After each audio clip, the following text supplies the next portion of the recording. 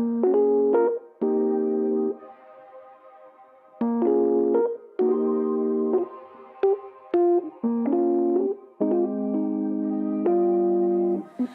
can do what I want when I want to do it. I can do what I need when I need to get through it. When I need someone else, can't be too proud for help, but gotta look after myself. Sometimes it can get lonely, never living in the moment. When the sun is shining, hope that I'm reminded, like how the clouds keep changing. I'm always steady rearranging, going back to the basics of what a good day is. What a good day is. And that's exactly what the day is. But it's exactly what you make it. So please don't go wasting. And I'll do the same, even if it's raining. How could I complain? And my feels got me feeling some type of way. You always free to take a break. Hope you feel what I felt. You gotta look after yourself. Sometimes it can get lonely, never living in the moment. When the sun is shining, hope that I'm reminded, like how the clouds keep changing. I'm always steady rearranging, going back to the basics of what a good day is. What a good day is. What a good day is. What a good day is. And that's exactly what today is. That's exactly what today is. Today is a beautiful, amazing day. Y'all know what to do. Drop a 1 in the chat if you can hear me. Drop a 1 in the chat if you can see me. Let's get into it. Oh, and me looking all crispy and clean on the screen. Oh my gosh. Welcome, y'all. Welcome back to another YouTube live stream and another episode of the ClassE Morning Show. I'm your host, ClassE Beats. Patreon.com/ClassE Beats, by the way. Make sure y'all check it out. And we've got an amazing show for y'all. We're going to get a little bit of Karen Reed up in here.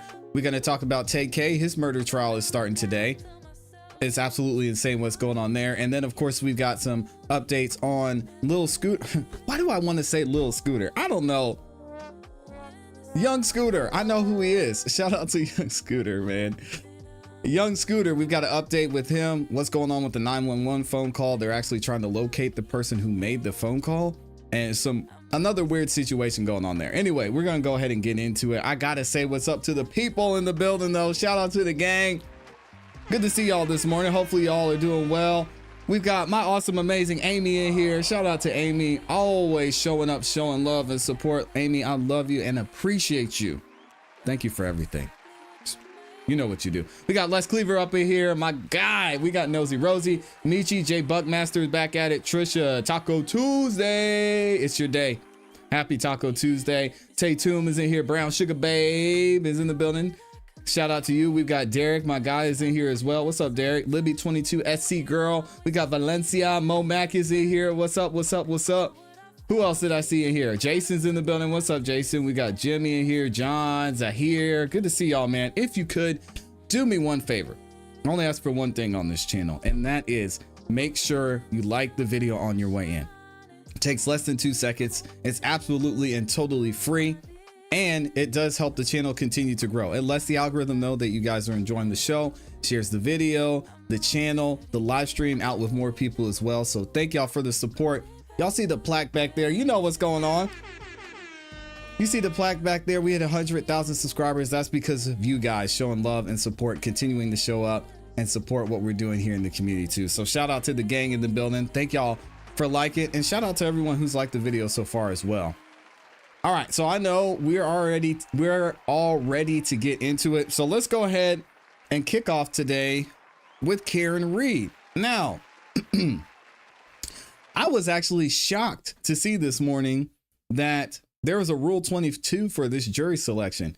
Since we've been covering cases here on the channel, this is actually the first time I have personally seen, or we have personally seen in this community, jury selection has been live streamed. So I'm excited to get into this. We're going to hear some instructions from both sides and from Judge Bev. I know y'all aren't feeling Judge Bev. We're going to give her some grace. All right. Again, here on this channel specifically, we're going to come into this trial with new eyes, even though it's the second trial and we know the history of what happened the first time. So we're going to give everyone a fresh start and see what happens here. So let's go ahead and get into this jury selection. And keep in mind that I'll only excuse those who have a substantial hardship. If you think you are in that group, please raise your hand. Jury number 97, 97.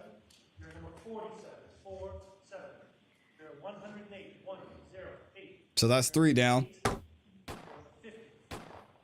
That's 5, 6, 23, 23. 7, 8,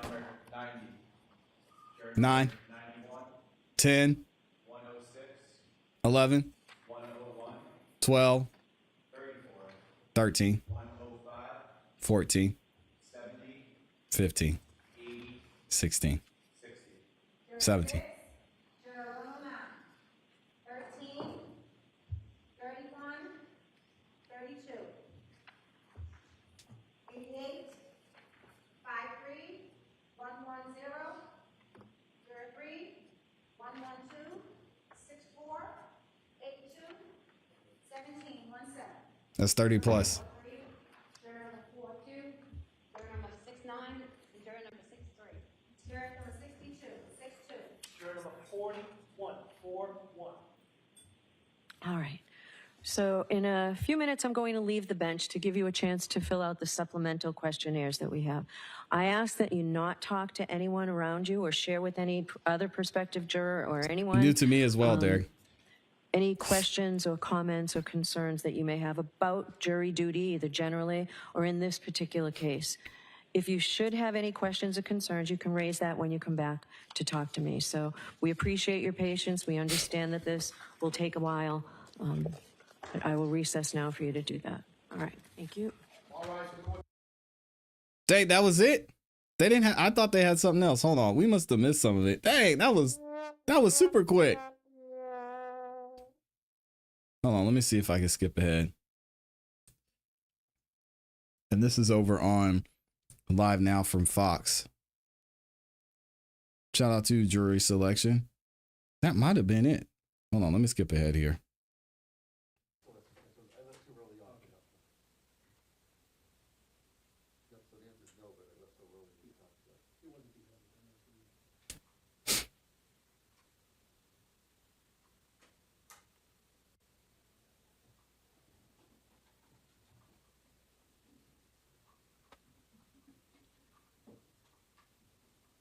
Yeah, and I see a lot of y'all saying you didn't know that jury selection would be televised. I didn't know that either. Kind of crazy.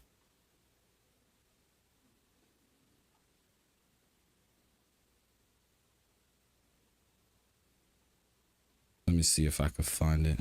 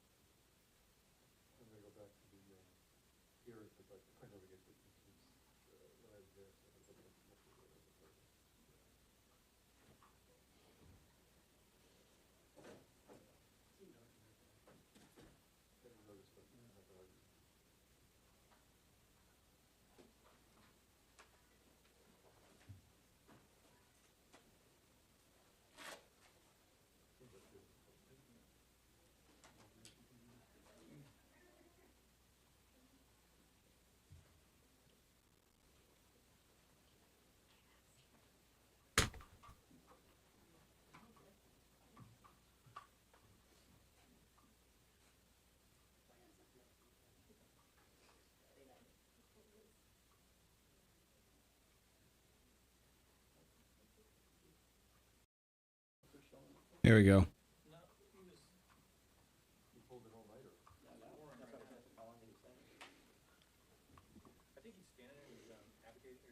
Hey, it's Rick. I'm in the Senate studio, coax.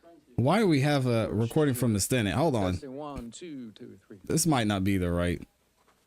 That might have been it. Yeah, I got a white balance. I thought it looked a little off.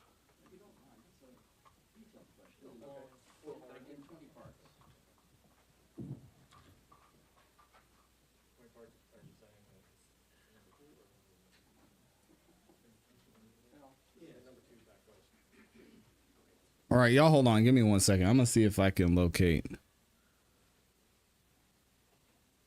the rest of this because I don't think they have the full stream here.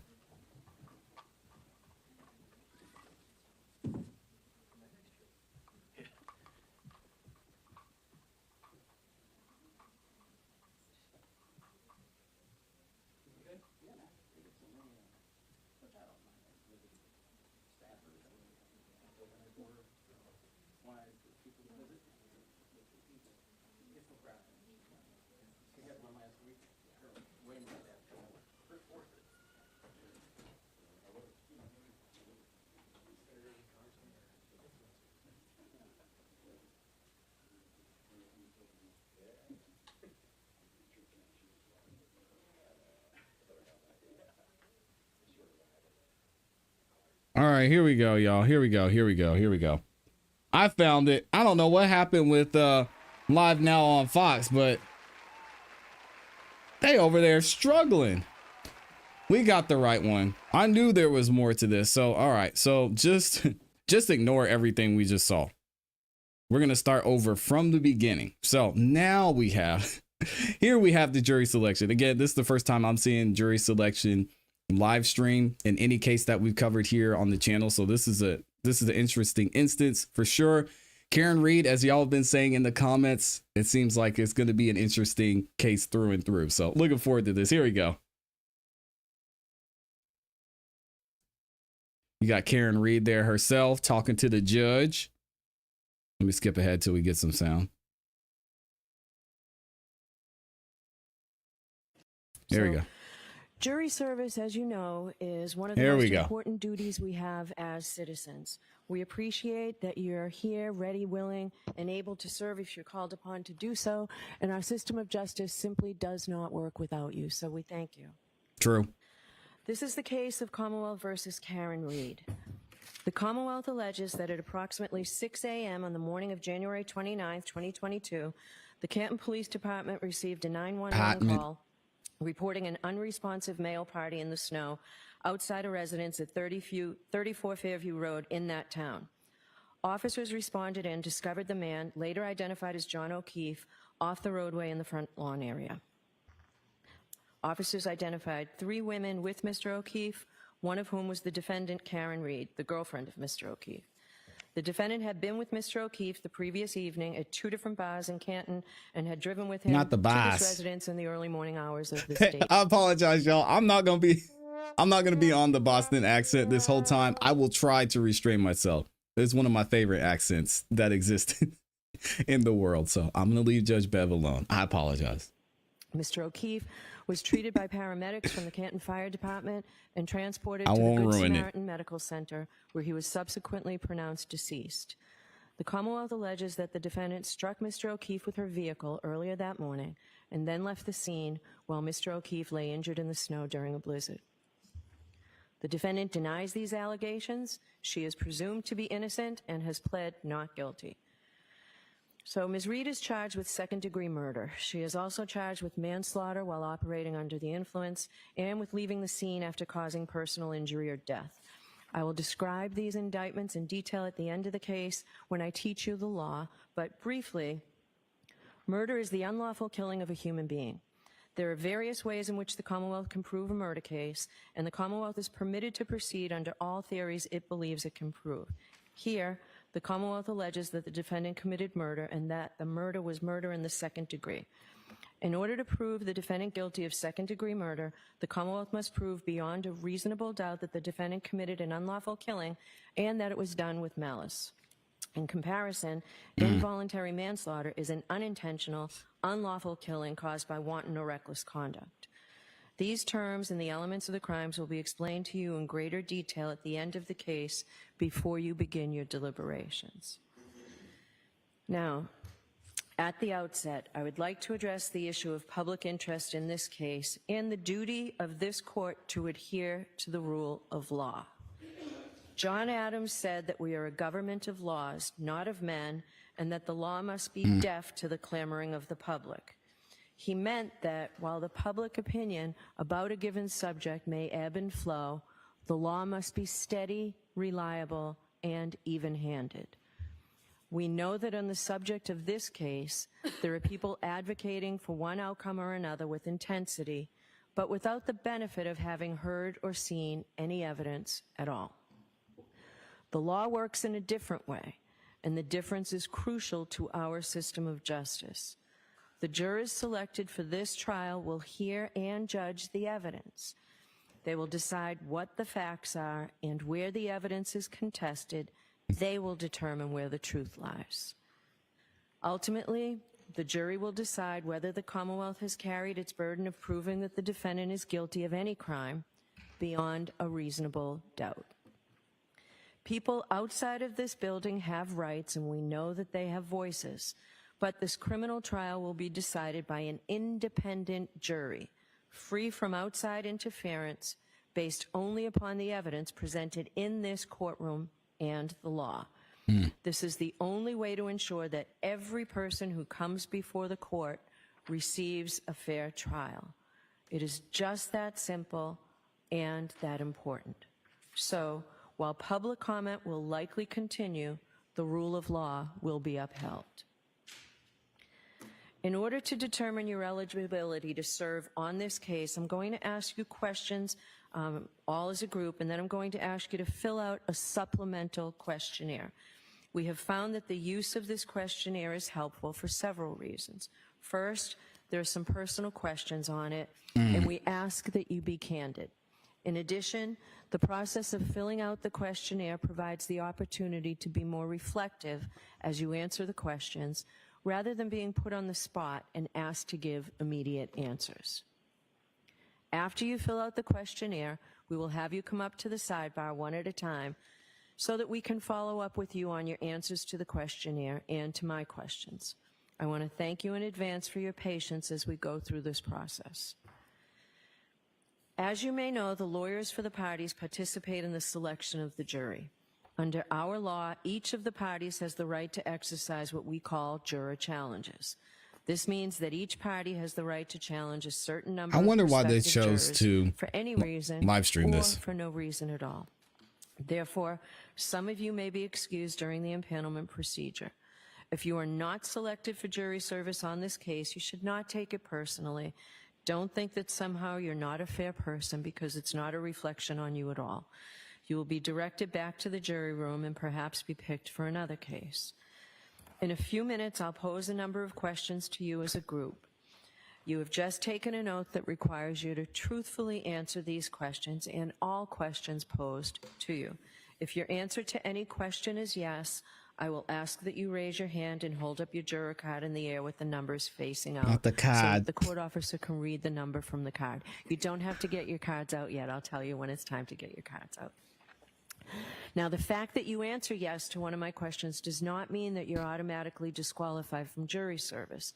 It simply means that there are matters that counsel and I must discuss with you. If you find a question posed to the group overly intrusive, you may elect to answer the question at sidebar. I may have additional questions for you which relate to issues that may be raised in the trial and are designed to give us information regarding your ability to serve as a fair and impartial juror in this case. And the lawyers are permitted to ask you questions for the same reason. This is not a test. There is no right or wrong answer to any question. We're simply looking for your honest and best answers to the questions. Now I'm going to have the lawyers introduce themselves. We'll start with the Commonwealth, and when the defense introduces themselves, please introduce your client. Mr. Brennan, Your Honor. please. Thank you. Here we go. Good morning, ladies and gentlemen. My name is Hank Brennan. I represent the Commonwealth of Massachusetts. There's y'all's guy. Me and two other attorneys I'd like to introduce you to. All the way to my right is attorney Laura McLaughlin.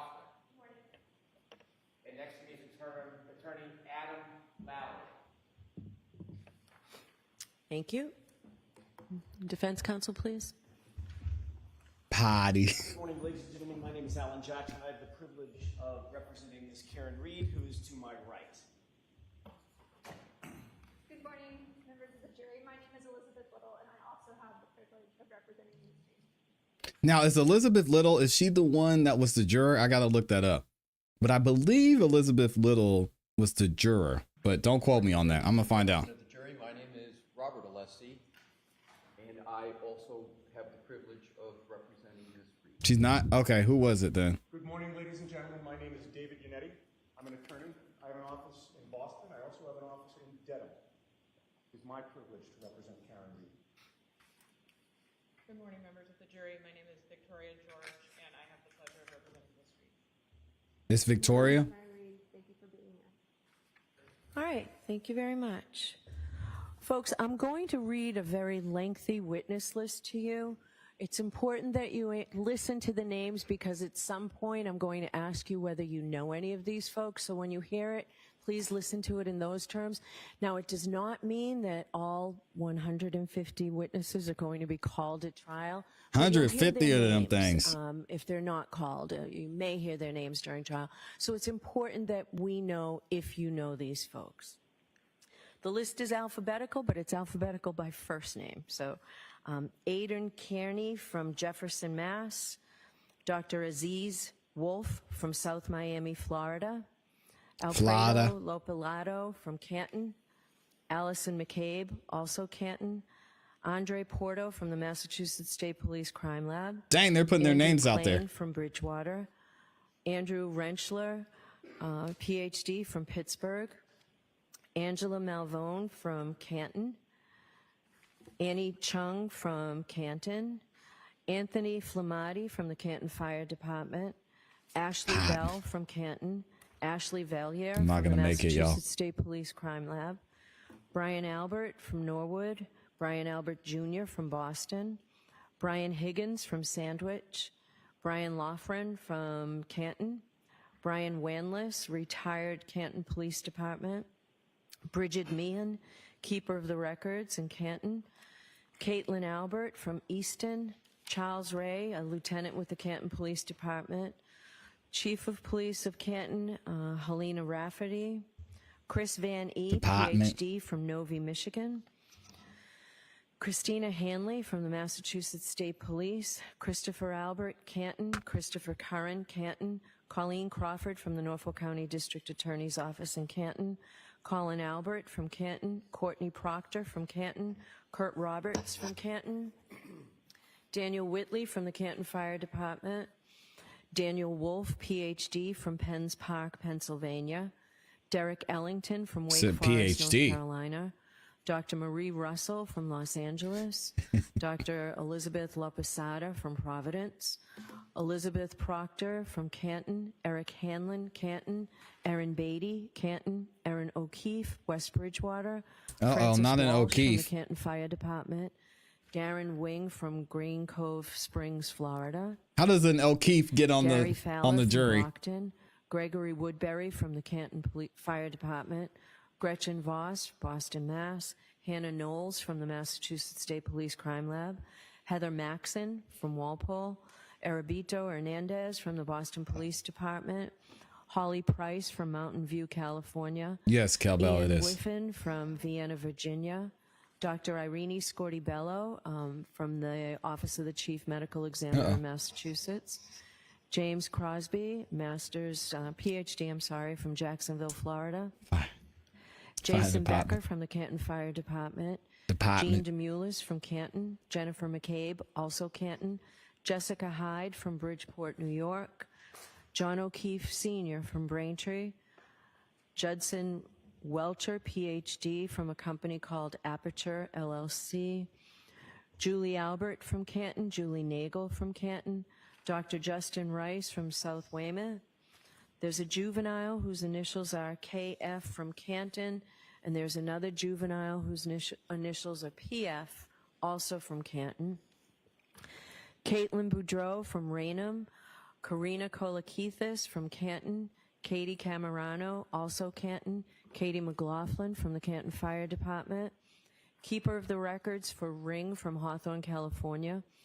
Kerry Curran from Canton, Kerry Roberts, Canton, Kevin Albert, Canton, Kevin O'Hara from the Massachusetts State Police, Lance Mello from the Massachusetts State Police Crime Lab, Laura Sullivan from Pembroke, Laurie Cahill from Worcester, Leslie Pearlstein from Canton, Lieutenant Michael Lank from the Canton Police Department, Louis Jutras Oh, from not a Canton, police Lieutenant officer. Brian Oh, Tully no. from the Mass State Police, Lieutenant John Fanning from the Mass State Police, Lieutenant Paul Gallagher from the Canton Police, Maggie Gaffney from Bonita Springs, Florida, Mark Lopalato, from Canton, Margaret O'Keefe from Canton, Marietta Sullivan from Pembroke, Mary Souza, Dighton, Matthew Amory from Canton, Matthew DeSogra from Charlotte, North Carolina, Charlotte. Matthew Erickson from Grosse Pointe Farms, Michigan, Matthew Kelly, Canton Fire Department,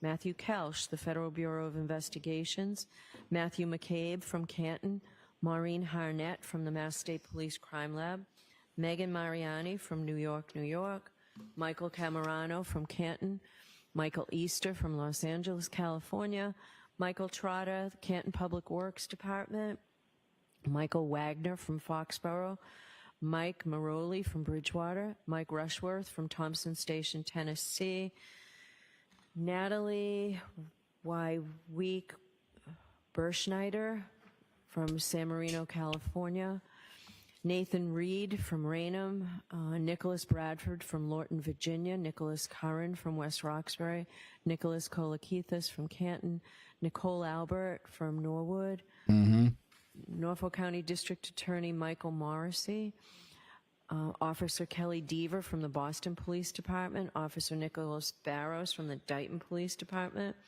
Patrick Haggerty from She might be a Somerset, smoker. Paul Mikowski from Melrose, Paul O'Keefe from Canton, No, Rebecca no Bison O'Keefe's. from Canton, Rebecca Treyers from Norfolk, Mass, Dr. Renee I don't want O'Keefe as a Stonebridge from the juror. Office Don't of want him as a Chief witness. Medical Examiner's Office in Boston. None of it.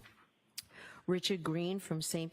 Beach, Florida, Richard Donatino from Canton, Robert Gilman from Hull, Ryan Nagel from Canton, Sarah Levinson from Canton, Sergeant Brian Gallerini from the Needham Police Department, Sergeant Sean Good from the Canton Police Department, Sergeant Paul Giampietro from the Canton Police Department, Sergeant Yuri Buchanan from Massachusetts State Police, Shannon Burgess from South Lake, Texas, Cheryl Waugh from Canton, Sophie Herzan from the Mass State Police Crime Lab, Stephanie Devlin from the Mass State Police Crime Lab, Stephen Mullaney from the Canton Police Department, Steve Nelson from the Norfolk DA's office, Steve Bernstein, who is a keeper of the records in Stoughton, Stephen Ridge from the Boston Police Department, Stephen Seraph from the Canton Police Department, Stephen Scanlon from West Roxbury, Terry Kuhn from Davis, California, Tess Chart from Lorton, Virginia, Thomas Beatty, Canton, Thomas Kelleher, Canton, Thomas Martin, Weymouth, Timothy Nuttall from the Canton Fire Department, Tristan Morris from Easton, Trooper Connor Key for the Mass State Police, also from the Mass State Police, Trooper David DeChico, Trooper Evan Brent, Trooper Jeffrey Kostowski, Trooper Joseph Paul, Trooper Kathleen Prince, Trooper Michael Proctor, Trooper Nicholas Garino, Trooper Zachary Clark. Let it go, Amy. Wendell Robery from Canton, William Reed from North Dighton. That's the list of witnesses, folks. So in a while, I'm going to ask you all if you know any of those folks. So as you can imagine, this case is expected to take a while. The lawyers tell me that once we get a jury, which may also take a while, once we get a jury, that it's estimated that the evidence in this case should take 6 to 8 weeks. No, that's not a long To time. let you know in advance what we anticipate the length of trial will be. When we start the trial, we will go full days so that we can expedite the trial. The dates that I'm giving you, the 6 to 8 weeks, is the far end of what we expect this to be, just for planning purposes. So the days will begin at 9 o'clock. We'll take a recess at about 11 for 15 or 20 minutes. We'll go until 1. Lunch will be brought into you. We'll start up sometime around 2 and go till 4 o'clock or 4:30 every day. And there'll be days off here and there throughout the schedule and perhaps half days. Oh, wow. throughout So the they're only schedule. going till 4. So that's the schedule that we intend to keep. Now, it might help you if I give you a preview right now about some basic law that applies to criminal cases like this. It's my job to teach the jury the law, and I don't do that completely until the end of the trial. So for now, I'll give you a very brief summary of some of the legal principles that govern the trial. First, and most basically, the defendant starts this trial presumed to be innocent. The fact that she was arrested or that she was indicted is not. It's going to be proof of short anything. days. An indictment is just a piece of paper. It just makes an accusation. An indictment is merely a formal manner of accusing a person of a crime in order to bring her to trial in the superior court. But it is only the jury, in other words, you folks, who can decide whether the prosecution has proved its case beyond a reasonable doubt. If the Commonwealth does not do that, then the presumption of innocence requires you to find the defendant not guilty. The law does not require a defendant to prove her innocence, to produce any evidence whatsoever, or to do anything other than attend the trial. This presumption of innocence remains with the defendant until you, the jury, make your determination after listening and considering all the evidence. Another important principle of law is that the defendant has an absolute right not to testify, since the entire burden of proof in this case is on the Commonwealth to prove that she is guilty. Yeah, she's getting Under redder our as it system goes of along. law, a defendant has a perfect right to say to the Commonwealth, you accuse me, now you prove it, and prove it beyond a reasonable doubt. I do not have to say a word. A defendant's decision whether or not to testify has nothing to do with the question of whether she is guilty or not guilty. The jury must not consider it in any way or even discuss it in their deliberations. Jurors in a criminal case must determine whether the Commonwealth has proved its case against the defendant beyond a reasonable doubt based solely on the testimony of the witnesses and the exhibits. That brings me to the requirement of proof beyond a reasonable doubt. Yeah, she's struggling. What is proof beyond a reasonable doubt? The term is often used and probably pretty well understood, though it is not easily defined. Proof beyond a reasonable doubt does not mean proof beyond all possible doubt. For everything in the lives of human beings is open to some possible or imaginary doubt. A charge is proved beyond a reasonable doubt if, after you have compared and considered all the evidence, you have in your minds an abiding conviction to a moral certainty that the charge is true. When we refer to moral certainty, we mean the highest degree of certainty possible in matters relating to human affairs based solely on the evidence that has been put before the jury in this case. I have told you that every person is presumed to be innocent unless and until he or she is proved guilty, and that the burden of proof is on the Commonwealth.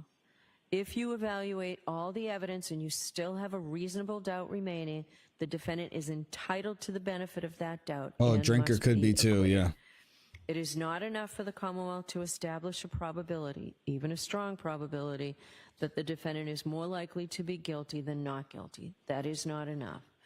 Instead, the evidence must convince you Good of the instruction. defendant's guilt to a reasonable and moral certainty, a certainty that convinces your understanding and satisfies your reason and judgment as jurors who are sworn to act conscientiously on the evidence. This is what we mean by proof beyond a reasonable doubt. A juror's job is to find the facts. In determining the facts, you may draw reasonable inferences from the evidence that you believe because you're entitled to rely upon both direct and circumstantial evidence. I'll define those terms in greater detail later, but direct evidence essentially is evidence of what a witness claims to have seen or heard or touched or somehow perceived with his or her own senses. Circumstantial evidence exists where a witness does not testify directly to the fact that is sought to be proven, but you are provided with evidence of other facts and then asked to draw reasonable inferences from them about the fact that is sought to be proved. Jurors are entitled to consider both kinds of evidence. There is no difference at all in the probative value between direct and circumstantial evidence. Circumstantial evidence is competent to establish guilt beyond a reasonable doubt.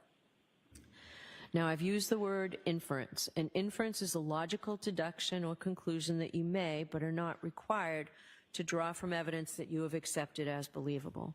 Inferences are little steps in reasoning, steps in which you take some known information, apply your experience in life to it, and then draw a conclusion. An inference drawn from circumstantial evidence need not be necessary or inescapable, but any inference which you do draw must be reasonable and possible. It must be logical. It must that be a makes sense. natural one which is not too remote in the ordinary course of events. You may not guess, you may not speculate or engage in surmise. When the evidence tends equally to give rise to either of two inconsistent propositions, the Commonwealth has established neither proposition. In order to convict the defendant, you must find that all of the evidence and the reasonable inferences that you have drawn, taken together, prove that she is guilty beyond a reasonable doubt. Now, our system of justice depends on judges like me and jurors like you being able and willing to make careful and fair decisions.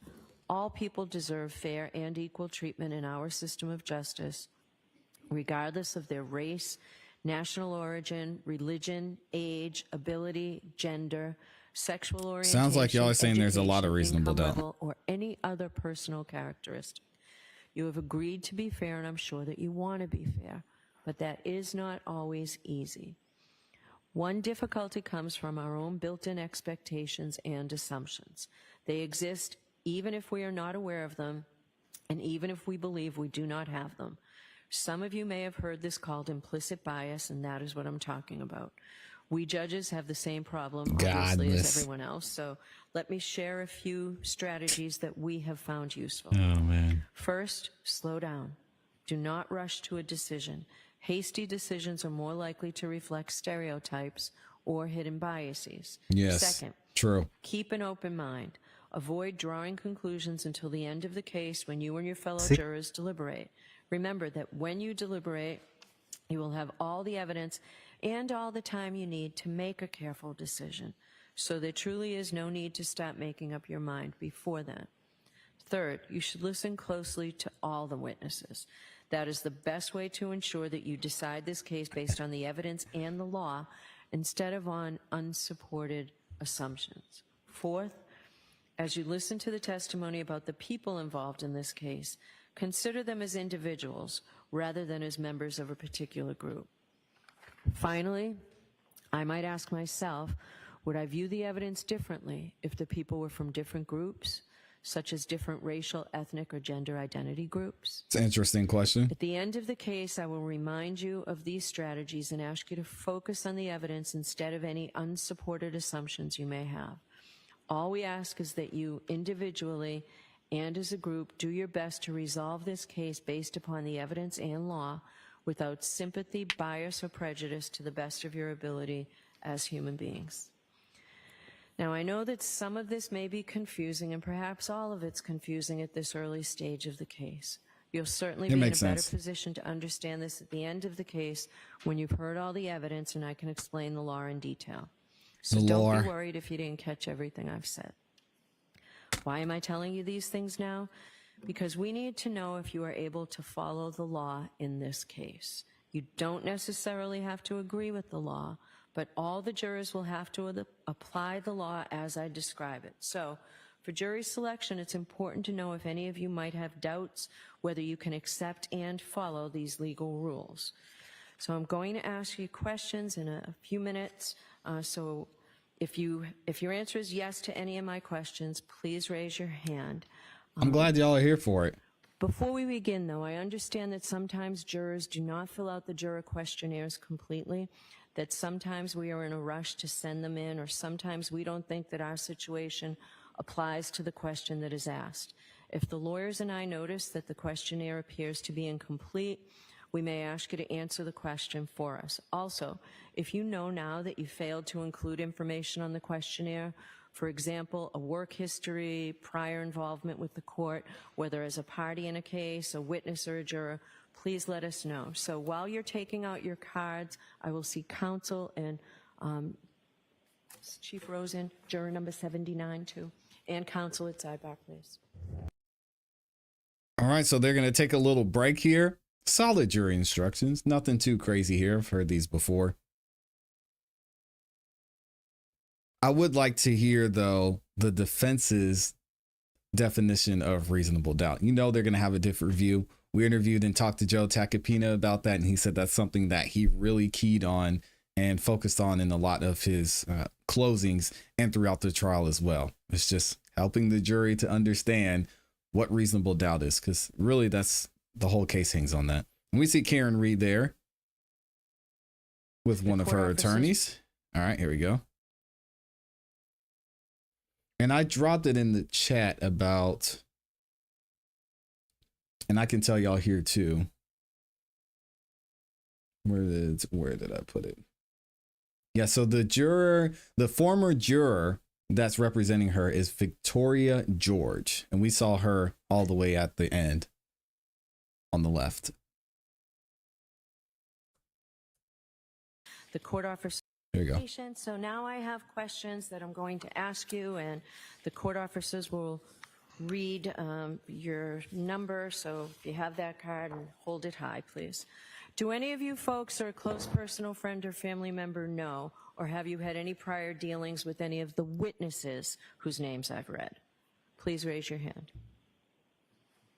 96, 96, 32, 32, 59, 59. Uh-oh. Number 83, 83. Juror number 46, 46. Juror number 90, 90. All right, thank you. Do any of you folks or a close personal friend or family member know, or have you had any prior dealings with the lawyers in this case or with the Norfolk County District Attorney's Office? I see no affirmative responses.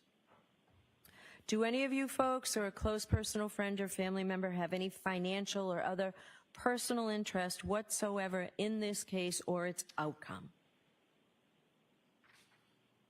I see no affirmative responses. Has anyone seen, heard, or talked about this case? Please raise your hand. I'm sure a lot of them. 47. Juror number 108, 108. Juror number 50. Everyone, yeah. 4. Juror number 4. Juror number 7.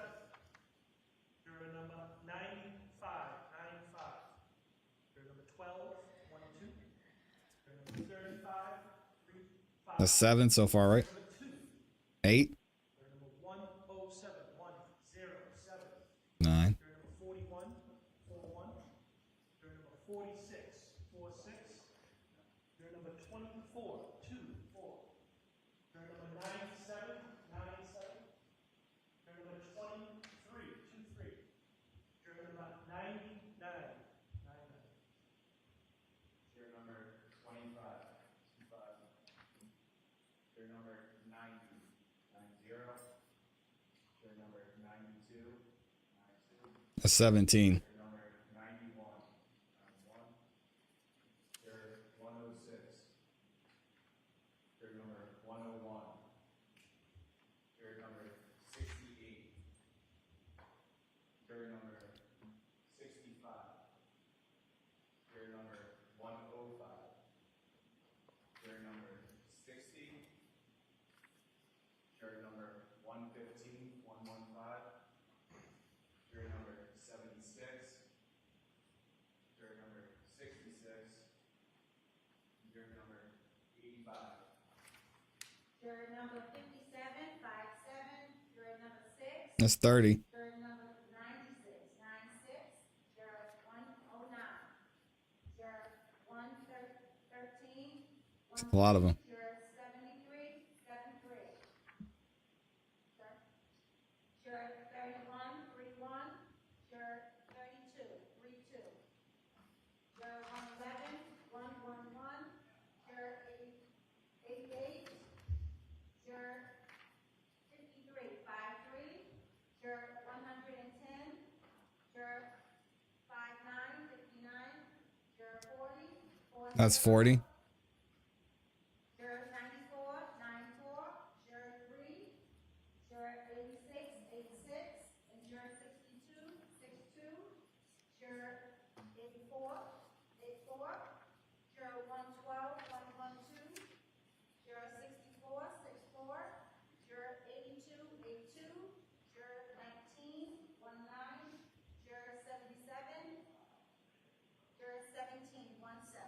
Juror number 7575.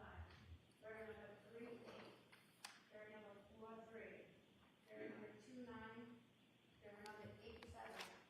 Juror number 28. Juror number 56. I stopped counting. Juror number 113. Juror number 36. Juror number 98. Juror number 83. Juror number 72. Juror number 14. Juror number 42. Juror number 78. Juror number 18. Juror number 67. Juror number 37. Juror number 69. Juror number 63. And juror number 22. Shout out to juror number 69. Okay, thank you. So it's over Have 50 to any of them. you folks expressed or formed any opinion with respect to this case? If so, please raise your hand. Juror number 108, 108. Mm-hmm. Number 7. Juror number 95, 95. Juror number 107, 107. Juror number 2. Juror number 35, 35. Juror number 8. Juror number 97, 97. Juror number 90, 90. Juror number 91. Juror 106. Juror 101. Juror 105. Juror 60. Juror 115, 115. Juror number 66. Dang. Number 85. Juror 109. Juror 73, 73. Juror 86. Juror number 3. Juror 94. Juror 40. Juror 59. Juror 53. Juror 84. Juror 112, 112. Juror 64. Juror 82. Juror 77. They should be able to find 12 17, 17. Juror number 75. with a few alternates. Juror number 43. Juror number 29. Juror number 28. Juror number 113. Juror number 36. Juror number 18. Juror number 37. And juror number 22. All right, thank you. Are any of you folks aware of any bias or prejudice that you may have in regard to this case or in favor of or against either of the parties? If you believe that you might have a bias, please raise your hand.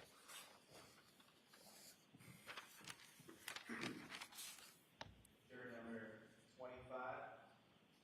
Juror number 8. Juror 90. Juror 91. Juror 101. Juror 105. Juror 65. Juror number 60. Juror number 115, 115. Juror number 66. And juror number 85. Juror number 17. Juror number 38. Juror number 36. Juror number 37. Juror number 3. All right, thank you. Do any of you folks have any difficulty hearing or any problem with understanding the English language, any physical or mental condition, or any religious or philosophical beliefs that would interfere with your ability to hear the evidence in this case, to understand the evidence, to concentrate during the trial, or to deliberate for the purpose of reaching a verdict? If so, please raise your hand. And half the jury said, "What'd she say?" They said, "Huh?" Juror 101, 101. Juror number 65. Juror 105. Juror number 13. Juror 31, 31. Juror 75. Juror 36. Juror 98. Juror number 33, 0. Okay. Would any of you folks have any difficulty following the concepts that I've described? First, that the burden of proof rests entirely with the Commonwealth. Second, that burden of proof It's is a proved good beyond point. a reasonable doubt and to a moral certainty. And third, that the defendant has absolutely no burden. She's presumed to be innocent unless and until the jury determines that the Commonwealth has proved its case beyond a reasonable doubt. Is there anyone who would have difficulty following those very important constitutional concepts? Juror number 5858, juror number 8.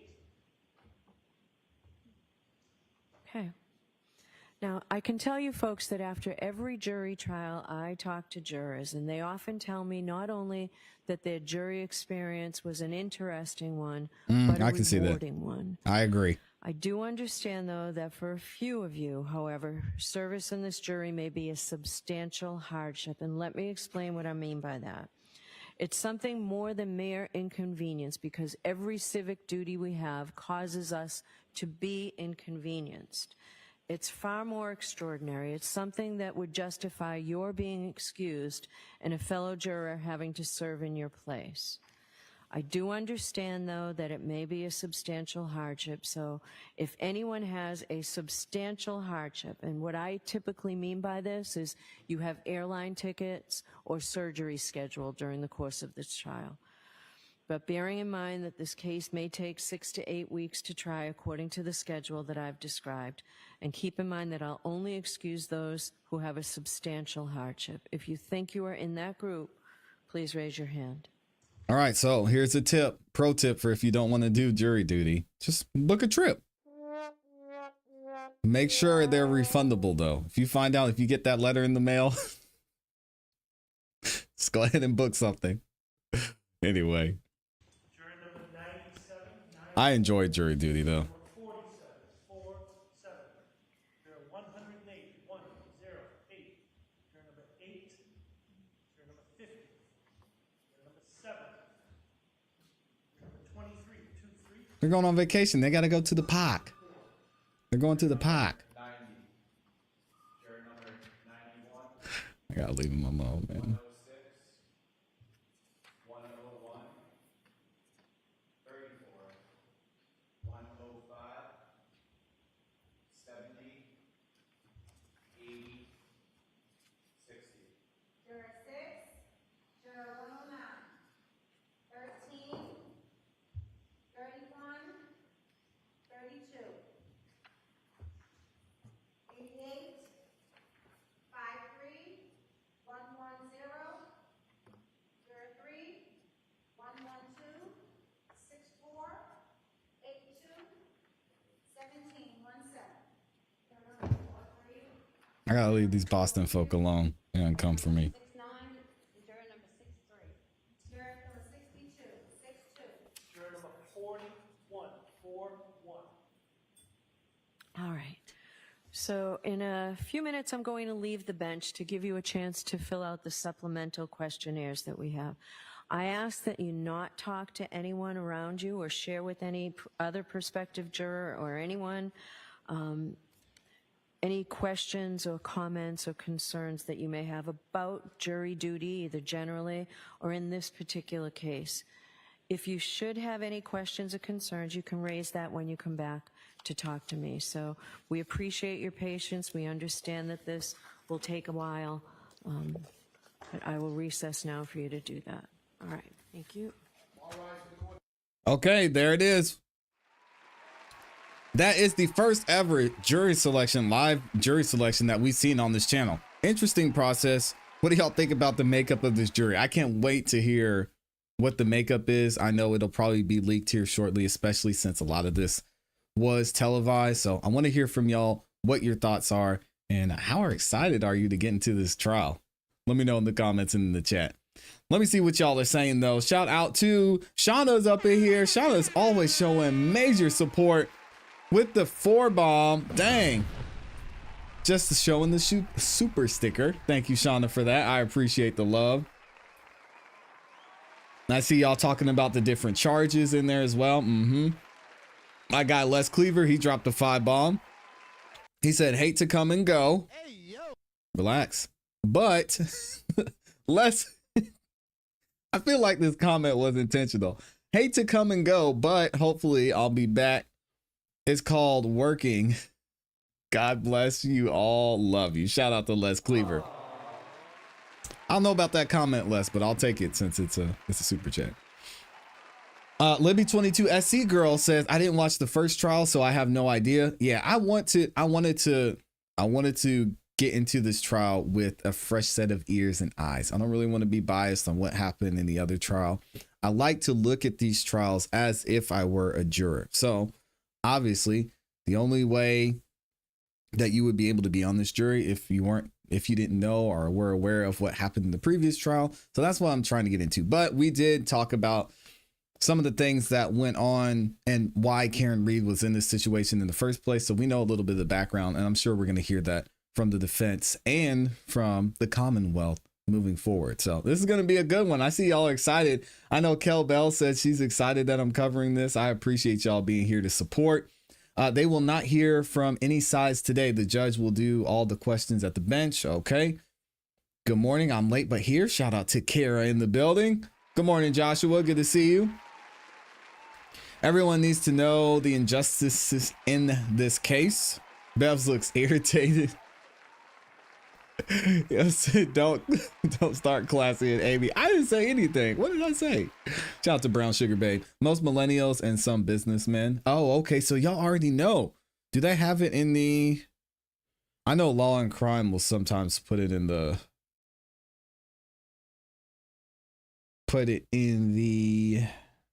description of the video. Let me see if I could find the jury makeup. And if y'all found it, let me know what you think. It's exciting. Yep, for sure. I've never been called for jury duty. I vote and all good luck.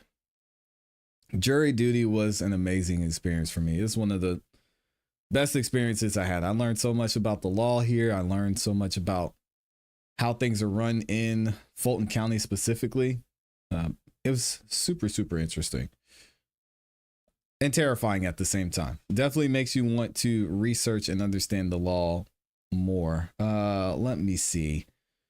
So Law and Crime didn't actually live stream it today. So we'll be looking into that. I'm sure we'll find it. I'm sure Amy will find it at some point and let us know.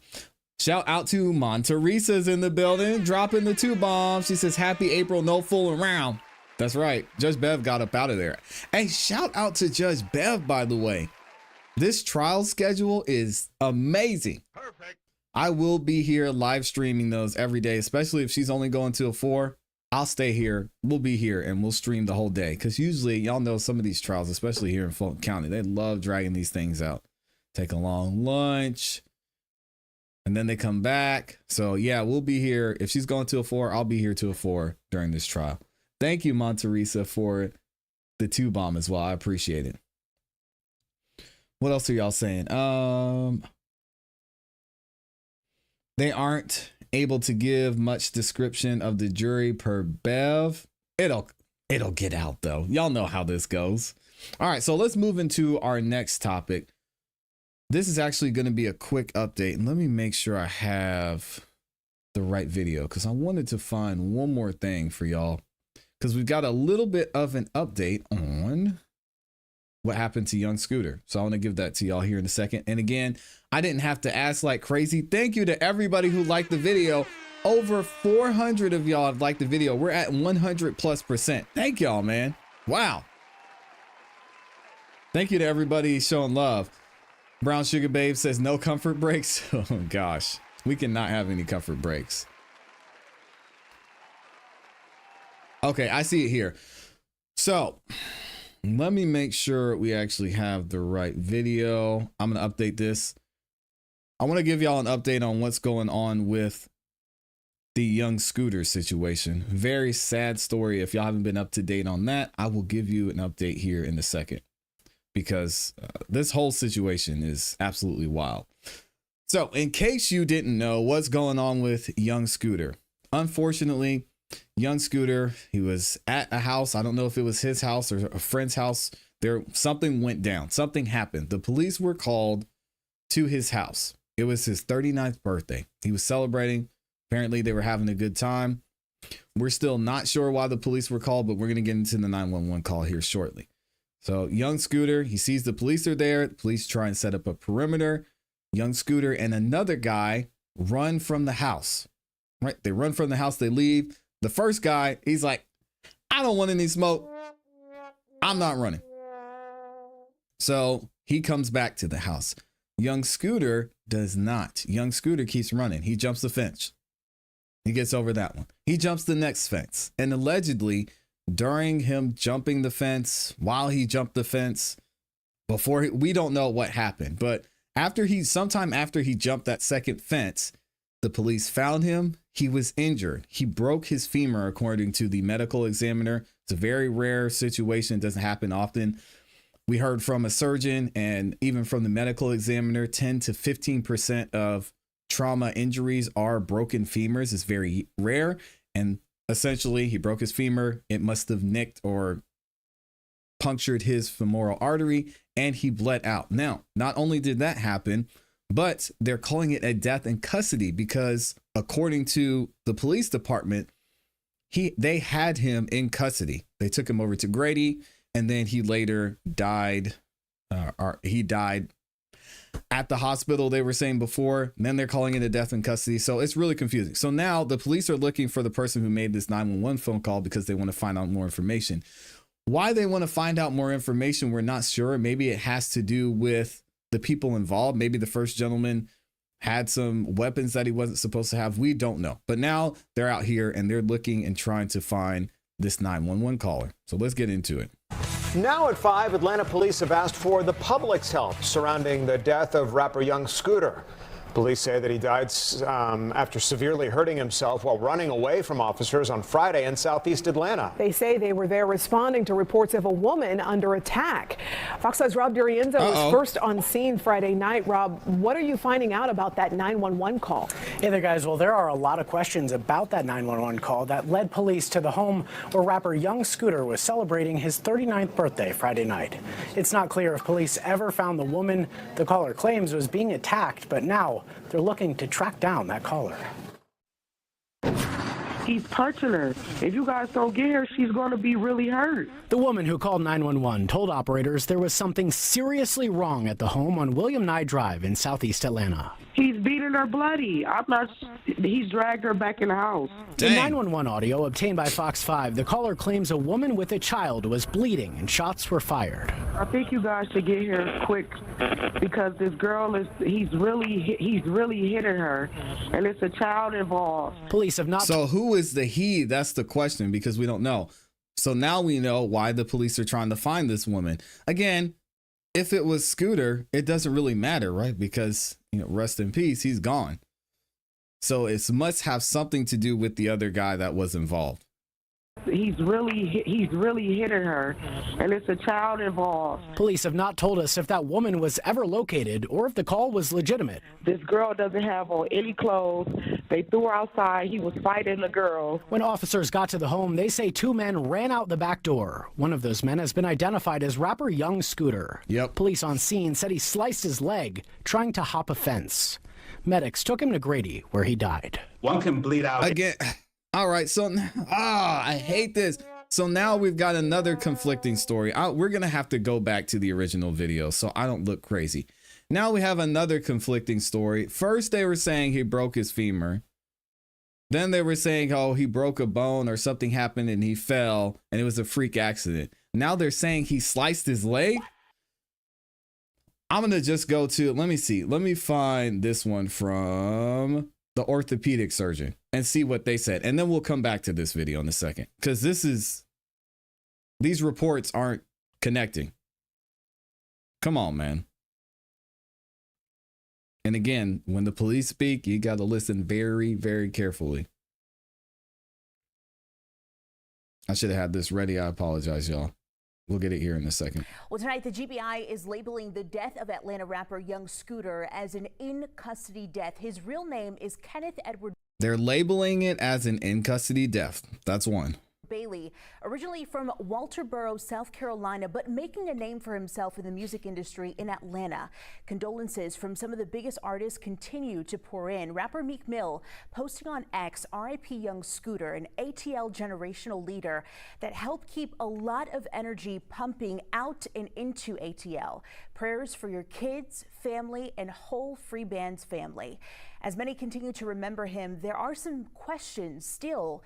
How Young Scooter ended up dying after being pursued by Atlanta police last night. 11 Alive's Cody Alcorn is live outside APD headquarters. And Cody, despite initial unconfirmed reports that spread like wildfire, APD says their officers never fired a shot. It's not making sense. Angelina, now what I can tell you is the only injury mentioned by APD was to Young Scooter's leg. They say he fell after jumping over a couple of fences. Now, just hours ago, I spoke to an orthopedic surgeon. So the APD is first they're saying he fell after he jumped over a couple of fences. So now what are we saying here as of today? This man has been identified as rapper Young Scooter. Police on scene said he sliced his leg trying to hop a fence. Medics took him. So now they're saying he sliced his leg. So did he fall or did he slice his leg? I mean, we know, we've seen in a lot of these trials we cover here, the inconsistencies in police reporting, but this would be an important information to have. Guess we need to wait to hear from the medical examiner. Let's see what else they said a couple days ago. To get some context to how a leg injury could possibly lead to death. This was the scene on Friday night in the 200 block of William Nye Drive in the Lakewood neighborhood in southeast Atlanta. Police responding to a 911 call. APD Homicide Commander Lieutenant Andrew Smith. Officers responded to a dispute with a weapon.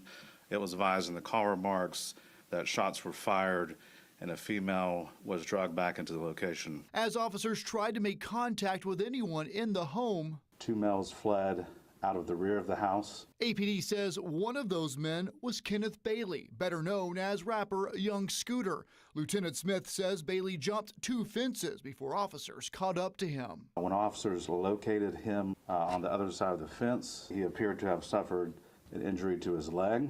There was no indication of anyone being shot. They said an injury to his leg. When he fell, some type of fracture injuries to the leg, which caused the bleeding. Okay, so there he's saying it's a what is going on, man? So there he said it's some type of fracture injury. So maybe it's both. Maybe he sliced his leg and there's a fracture injury. This is really, really confusing. All right, I'll let the video play, y'all. Got to the home, they say 2 men ran out the back door. One of those men has been identified as rapper Young Scooter. Police on scene said he sliced his leg trying to hop a fence. Medics took him to Grady, where he died. One can bleed out in seconds from a laceration to a femoral artery. The medical examiner will determine cause of death. Dr. Cecil Bennett with Noonan Family Medicine says cuts to a specific area of the leg could prove deadly. The femoral artery is under pressure, which means that once it's cut, it's not just a matter of it bleeding, but there's a pulse. So there's an increased loss of blood because of the pulse of the femoral artery. Fox 5 captured police back at the home on Monday. The people inside told us they were too heartbroken to go on camera. Dr. Bennett says these injuries can quickly turn deadly if there's not immediate surgery. It's considered a surgical emergency. A tourniquet must be immediately applied, but getting to the hospital is critical. And on Friday evening, social media was abuzz with rumors that Young Scooter was involved in a shootout with APD. Police say that was never the case, but they're now asking for the public's help to identify the woman who called 911. Investigators say that call was made from a 911 only phone, which makes it harder to trace. At the live desk, Rob DiRienzo, Fox 5 News. Wow, so a 911 only phone, does that mean the phone wasn't in service, I'm guessing? Oh, that's crazy. What do y'all think about this story? A lot of interesting things going on. There's an alleged shooting, 911 caller y'all heard, and then the police are seemingly changing up their story, or they're not sure what happened during this situation. It just all seems really strange. Either way, we're going to find out the truth hopefully soon. Y'all let me know what you think about this in the comments and in the chat. Kara said it. She said, it's a lie. Stop the cap. Femoral is near the groin. Yeah, it runs all up your leg. Artery in the leg, deadly artery, not traceable phone. I think when they say a 911 only phone, it just means it's a phone that wasn't in service. Because I think you can dial 911 from a phone that's not in service. I'm sorry, but I believe the caller is gone. Oh, they're not going to find him. Dang. How come the only details that is consistent is the two men running out the door? The caller is MIA. Where is the artery located? I want to see where the slice is, how the gate sliced it, or where the break is. Yeah, we got to wait to hear from the medical examiner because this is crazy. I want body cam footage. They're saying they think the call was a prank to cover it up. Ow! Say it ain't so.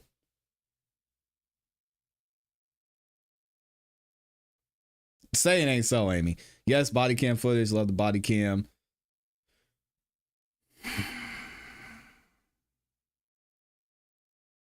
It doesn't make any sense. As long as he's a celebrity, the stories are going to remain conflicting.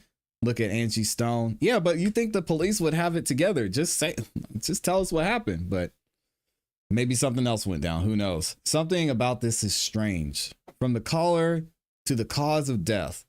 I need the medical examiner to say the cause. Where is the 911 caller? We don't know. I want to know if the police provided medical attention until the EMTs got there. That's a good question. It's hard to tell. And knowing that it's in Atlanta, good luck with that one. Good luck. I wish these young rappers wouldn't just leave that. I wish these young rappers would just leave that life behind. Well, I mean, anybody can jump a fence running from the police. I mean, he probably shouldn't have run, but I don't think, man, him dying because he's running from the police is insane. Femoral artery is located in your groin. Police know how to render life-saving aid. Are they required to, though? That's a good question. Let's look that up real quick and find out since we're talking about it.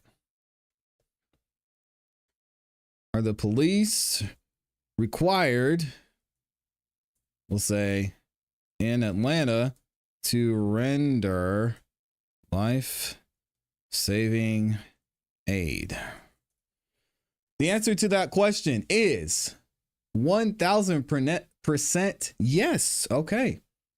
Officers of the Atlanta Police Department, also known as the APD, are required to render life-saving aid when necessary. According to the APD's standard operating procedure on work rules, officers must respond in an appropriate manner to all situations, which includes acting in each situation to provide the necessary and appropriate service and performing official acts in a lawful, restrained, dignified, impartial, and reasonable manner. Furthermore, the APD's oath of office and law enforcement code of ethics empathize the duty to safeguard lives and property and to protect the innocent against deception, the weak against oppression or intimidation. So there you go. Which makes sense. They keep airbags, they're equipped. I say minimal aid. The police should know. I agree. Yes, they're supposed to. Yes, they are. Amy says the 911 caller is supposedly the neighbor. Who knows? We'll never know. All first responders must provide life-saving procedures. Even RNs are ethically. Yeah, that's true. Interesting. I don't know what's going on with this story. Something's not adding up and making sense. Either way, let's keep it moving into our next topic. So let me update this. And I don't have. Do I have a picture of TAY? I don't think I do. I think I was slacking again today. But we're going to put Judge Whitaker up there. Shout out to Judge Whitaker. These niggas lacking. All right, it's time to get into TAY. So if you do not know what's going on with this TAY trial, it's actually starting today. It is a murder trial. It's his second murder trial. I know. I know we're going to give you guys the full story and the full background of what happened and what went down. But his trial is starting today, and we're going to cover it here on the channel as well while we're waiting for jury selection for Karen Reed to get finalized. So what is going on? Shout out to XXL Magazine for this short tweet over here, and I want to read it to give you guys an update on what's happening with TAY. TAY's second murder trial is underway, starts today on Monday, March 31st. The rapper's trial began in Bexar County in Texas with jury selection. Testimony is supposed to start today, and court will be starting shortly, and we're going to go straight to that. TAY is being tried for capital murder in connection with a 2017 robbery and murder of Mark Anthony South, we're going to say S, who police say was shot and killed by TAY at a Chick-fil-A in San Antonio while the rapper was on the lam for a 2016 murder of Ethan Walker. I think he got 55 years for that one. We're going to get into it in a second, though. In February of 2024, TAY, born Tamar McIntyre, rejected a plea deal in the Saldivar, hopefully I said that right, case. If convicted, TAY faces life in prison without the possibility of parole. He is already serving a 55-year sentence after being found guilty in 2019 of the 2016 murder of Ethan Walker. Since TAY has been in prison, he has been charged with bringing prohibited substances into the facility, and then that is by XXL. So as you guys see, we're waiting on the trial to start. There was a little bit of a delay because of some issues that the judge have, but Law and Crime gave us an update and said we're going to be starting there in about 20 minutes. But before we do, I want to check out this video. This is a documentary over by Publish X, and I will leave a link to this video in the description, giving more of a background and insight into what happened and what went down with TAY. TAY has been in prison for the last 6 years out of a 55-year sentence given to him by a jury. Prior to this, he was on house arrest for 8 months when suddenly he sent out a tweet stating he had enough. He and his best friend cut off their ankle monitors and said they were going on the run, and if police wanted them, they were going to have to come find them. It would take US Marshals a 3-month nationwide search when they eventually apprehended him on the other side of the country, with TAY taunting them every step of the way. Eventually, on June 30th, 2017, he was captured. But he had one more trick up his sleeve to show the world. Just hours after his arrest, a music video to his song titled The Race was published on a YouTube channel. After social media got a hold of it, there was no going back. Almost overnight, TAY would have a viral hit on his hands. Crazy, people were man. now tuning into this story of a 17-year-old kid who ran from the police, made songs about it, and you couldn't even help but watch it. And this whole time, this dude was running. It's insane. Nobody at the time knew the severity of his crimes. The blood of 2 innocent people had been shed. Tamar McIntyre ever so slightly rolled his head to the side as a judge announced his 55-year prison sentence for the murder of Ethan Walker. Now at 22 years old, he says he never had the chance to be an adult. One of his co-defendants, who was a white female, only got 10 years of probation. But TAY was ultimately sentenced to 55 years in prison for just one of the murders. Crazy. This led to him stating if he was white, he wouldn't have received such a harsh punishment. All he wants is a second chance. You got the world going crazy right now? That's insane. I heard something about it. I was terrorizing, you was kicking rocks, nigga. I was fighting. No, not the sound. Tamar McIntyre was born June 16, 2000 in Long Beach, California, in Deep Crips territory. Both of his parents were gang members, and even though his dad was always in and out of prison, his mom was still active with the Baby Insane Crips, while raising the 2 kids, him and his sister Kayla. But things really took a turn for the worse when his dad was doing a 7-year run in prison for a deal gone bad in 2002. Without a father figure around, it was hard for him to find guidance. Eventually, their mom was unable to raise them, and they soon found themselves in the foster care system, bouncing around from different families who ultimately didn't want them. Been in foster care since we were like That's really sad, young, man. like damn near all our life. We never stayed with our parents. We kind of stayed in different foster homes, bouncing around. This was him and his sister's childhood as they stayed in the foster care system, and they said they never really experienced Christmas as a kid. Eventually, his mom did escape the gang life, and she relocated the family about 4 hours away to Las Vegas. They ended up only spending about a year there until 2009, and that's because his dad was released after serving his 7 years. Being forced to Texas was the last thing they wanted, but Tamor was enrolled in elementary why does this school have to happen and then at a eventually Chick-fil-A? middle school. Still, he and his sister felt trapped with their dad, who by now had started to abuse them badly for the smallest things. He didn't That's want to sad. think about it, and he wanted to be anywhere else but home, so he stayed at friends' houses as much as he could. Now the streets welcomed him, and he welcomed the streets. Bitch, I'm 15 and I don't fuck with 12. Now y'all stop with the audio, man. So tell me I love you. YouTube's gonna get me. And at Martin High School, but most of his time was spent freestyling with his friends. They called themselves the Daytona Boys. They were rowdy and loud and would rap and smoke weed whether they went to school that day or ditched. And he was Three young, people too. made up the Daytona Boys: Eric Johnson or Santana Sage, Jalen Bell or Pimps, and Tamor, who now rapped as TAY-47. In addition, they had a manager named Ezra who was important to the team and handled everything behind the scenes. Dang, look how young these guys were, man. Insane. And they had a manager named Ezra who was important to the team and handled everything behind the scenes. To them, Daytona Boys was a brotherhood, and the group knew they had something special, so they figured why not start uploading on SoundCloud. But even with music in his life, he just couldn't stay out of trouble. This old tweet shows a letter of him being expelled from high school after he brought marijuana on grounds. He didn't want to go back to school and he couldn't go back home, so nothing really mattered. TAY would often sleep over Pimp's house at night, and after being kicked out of high school, they only grew closer. He was on his own at 15 years old. Now his full attention was on his music and social media, pushing the Daytona Boys as much as he could, being seen in interviews before anyone even knew who they were. TAY-47 from Daytona Boys. Pimpy's from Daytona Boys. Shout out to my nigga Ezra. And with their manager's help, they were even booking shows. After their shows would run into 2 a.m. and in the night, they were in the streets doing what they believed they had to do, robbing, stealing, and toting guns, and anyone who got in their way would learn with death. Fatal shooting involved an exchange of words between two carloads of people who just left a party New Year's morning 2016.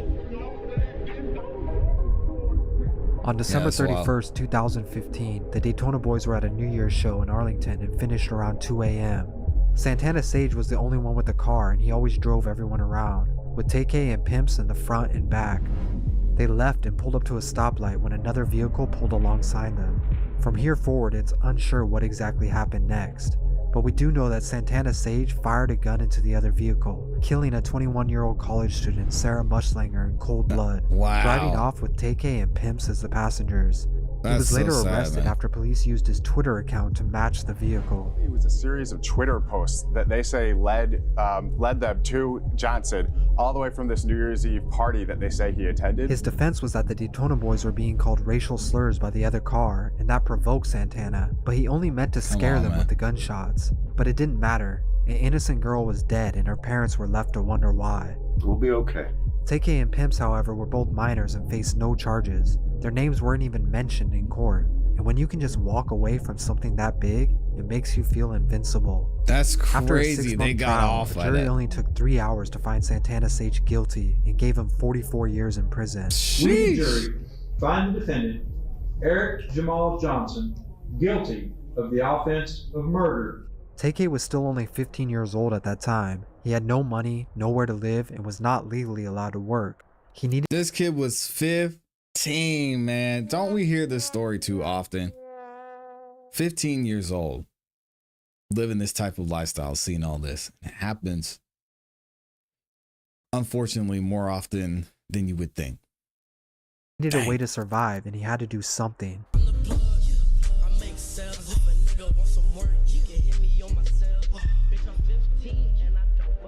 On July 26, 2016, TAY, Pimps, and 5 others would formulate a plan. Sean Robinson, Lotharian Merritt, Ariana Barrett, Megan Holt, and a minor named Mia. Together they made a plan to rob Mia's boyfriend, 17-year-old Zachary Bellet, while he was inside of his home. Their plan would go like this. Zachary and his roommate Ethan were staying at a house located on the 1500 block of Mansfield, Texas. TAY and the 6 others met in an apartment where they gathered weapons and talked over the plan. Pimps got brass knuckles and 2 of the men grabbed guns. TAY was unarmed and says he told the group to have his back in case anything went down. Mia and her 2 friends Ariana and Megan left to Zachary's house around 5 p.m. They made it seem as if they just wanted to smoke and hang out. But what Zachary didn't know was that TAY, Pimps, Sean, and Lotharian were waiting down the street in a car for a text message. It seemed simple enough, but that night their plans quickly fell apart. Oh, wow.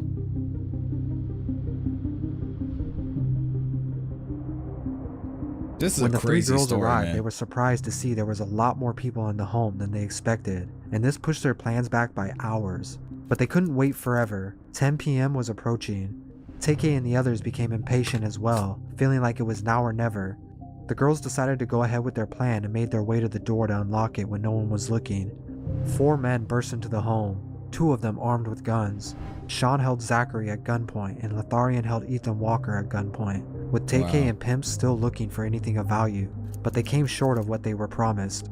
The next few minutes happened fast, but when they hesitated, Lotharian panicked and without even remember doing it, he shot Ethan Walker in the stomach, killing him. Jeez. Sean would panic at the same time after hearing the first shot go off, and he would shoot Zachary, striking him in his shoulder, but only injuring him. They knew they messed up, and it was only a matter of time of when they got caught. In this now famous video that shows TAY crying during his interrogation, prosecutors and investigators were trying to figure out what exactly happened that night. He finally broke down and admitted to robbing, but he says he never shot or knew that anyone would be killed.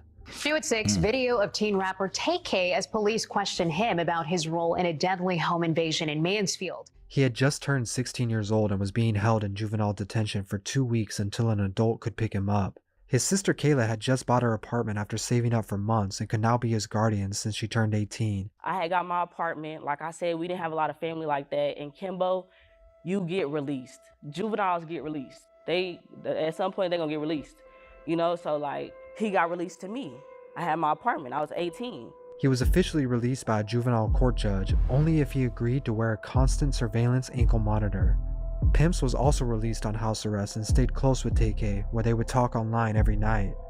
Police kept Kayla's apartment on constant surveillance and pulled over anyone who left their building.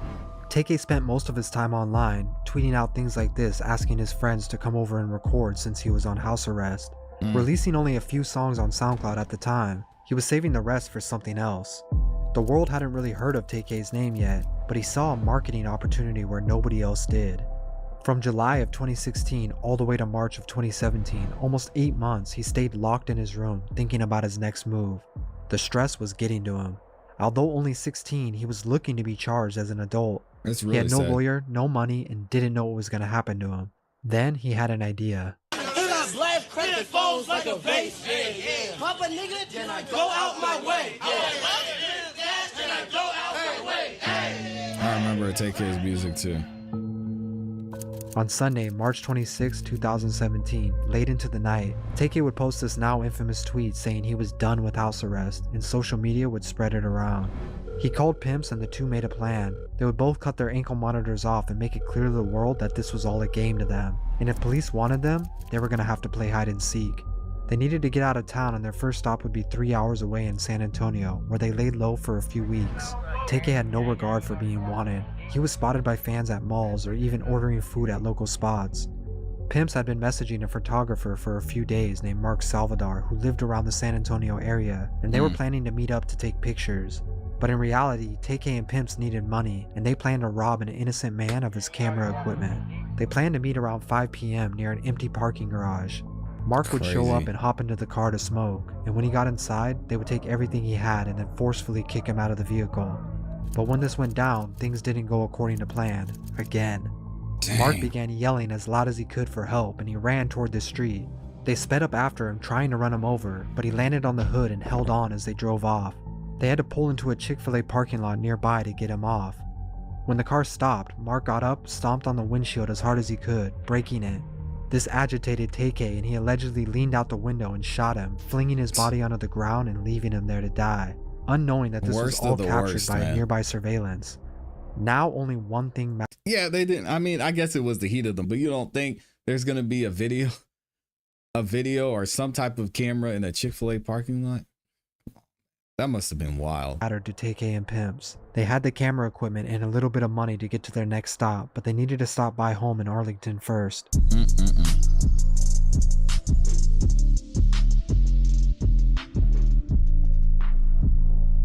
By now, San Antonio police had already tied TAY and Pimps to the murder of Mark from last month at Chick-fil-A. Realizing they needed to leave immediately, they planned to go on a 23-hour car ride to New Jersey, where they knew a few people and a place to stay. Any money they had left would be used just to get there, and they needed every dollar. He even had someone willing to do a music video for free if he went to Jersey. By now, it was early June. Police were receiving tips on his whereabouts, posting wanted posters in areas they believed the two to be. Of course, TAY only saw this as another marketing opportunity and decided to make a song about his race from the police. He saw it as a marketing opportunity. When he saw it as a marketing opportunity, you know what he did? Created a song called The Race. I'm the TAY, and he's running around, he's showing they got my face on this, whatever.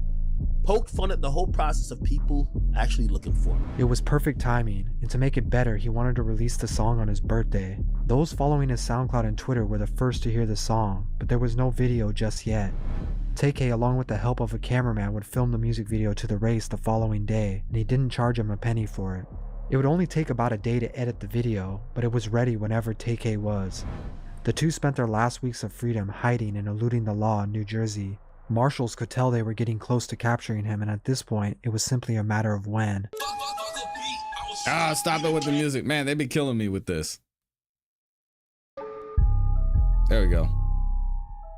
Exactly 2 weeks after his birthday, both were eventually apprehended in a New Jersey home. A total of 3 months spanning 96 days, and the race had finally ended June 30th, 2017. Man. But TAY still had one more trick up his sleeve, and he wanted the whole world to know his story before he went down. Just 2 hours after he was arrested, the music video to The Race was uploaded to YouTube. The story of the shooter kid who ran from the US Marshals and filmed a music video while doing it. People were instantly engaged, and social media pushed it to every corner of the internet. People couldn't help but tune into the song as it was getting hundreds of thousands of views every day, showing no signs of slowing down. Some of the first remixes and endorsements by other rappers showed up, and the hashtag #FreeTAY was being posted, but nobody really acknowledged what he was now facing. No, we're not freeing TAY on this one. Now, law enforcement wanted to make an example out of TAY, and Texas shows no mercy for the crime of murder. A month after being arrested, a judge ruled to sentence him as an adult at 17 years old. But in the outside world, The Race had gotten almost 20 million views by now, and some record labels were taking notice. He would still sign a deal amid 2 murder charges. Using all of his past songs, they released a project titled Santana World with the... Yo, who signed this guy? That's nasty, man. And see, this is where people... I'm not one of those system people, but this is disgusting. That someone took the time to sign this dude and tell him, yeah, keep making music. You're hot right now, and we'll benefit off of it. Crazy. Race headlining the project, and of course, it was very successful. Over the course of the next 6 months, The Race would accumulate over 100 million views, including a remix from 21 Savage and Young Nudy, making him one of the only artists in history to have a massive hit song and never perform it. Yet he still appeared to have high hopes of beating his case and coming out the other side a free man. Hell no. To him, living in jail was only a temporary thing, and he would soon be out. What's up, bro? But now, early into 2018, sentences for the 2016 murder of Ethan Walker began being handed out. Music industry is disgusting. All right, well, I'm gonna leave this here. I'm gonna let y'all, if you want to finish watching this video, I'll leave the link in the description. Shout out to Publish X for this one. This video is a couple years old, but it gives a great background of what's going on. So we're gonna get into the TAY trial here shortly. Let me know what y'all think about this. TAY is already doing 55 years. Is this case, is it an easy one? It's gonna be open and shut, or do you think there's more there? We'll have to wait and see. Let me know what y'all think in the comments and in the chat. Ugh, man, the music industry is disgusting. I cannot believe that they...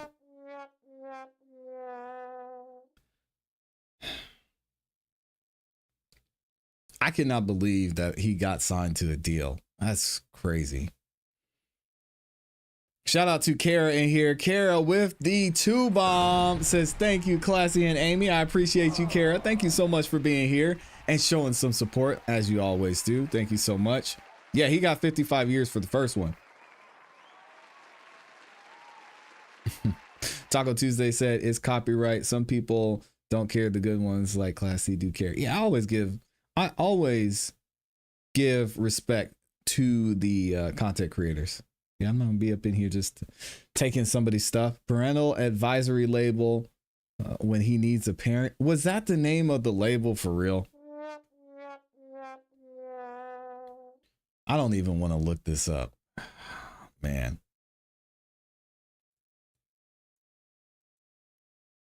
I'm going to find out. This is crazy. Oh, yeah. Fair use. Thank you, Antoinette Smith. TAY, he signed a deal with 88 Classic December of 2019 or 2017 while everything was going down. He was in jail. I guess, hey, innocent until proven guilty, right?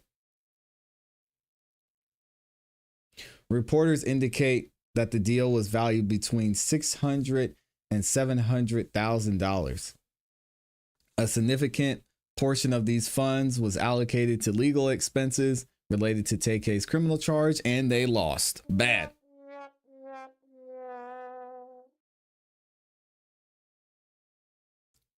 Yeah. So they never got their money back. That was, I don't know. Did they make, how good did this song do? Because I saw 200 and something million. So it might have done pretty well. I don't think they made 600 to 700,000 off of it, but I know we'll have to wait and see. Now with this trial going on, I guess they're probably going to, the numbers are going to go back up too. So true. Music industry don't care. They egg people to drink and smoke and anything else to make the video. Nasty, man. The music industry is just,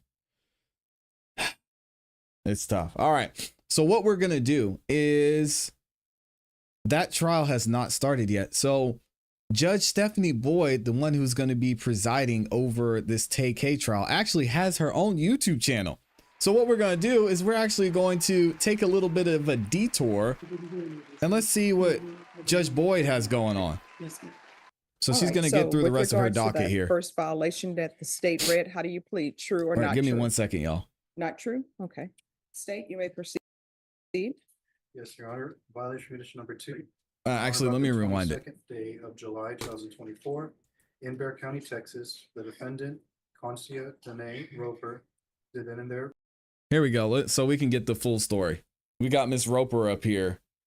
Oh, so y'all know Judge Boyd. Okay. And it's pronounced, thank y'all for correcting me. It's pronounced Bexar County, not Baxter.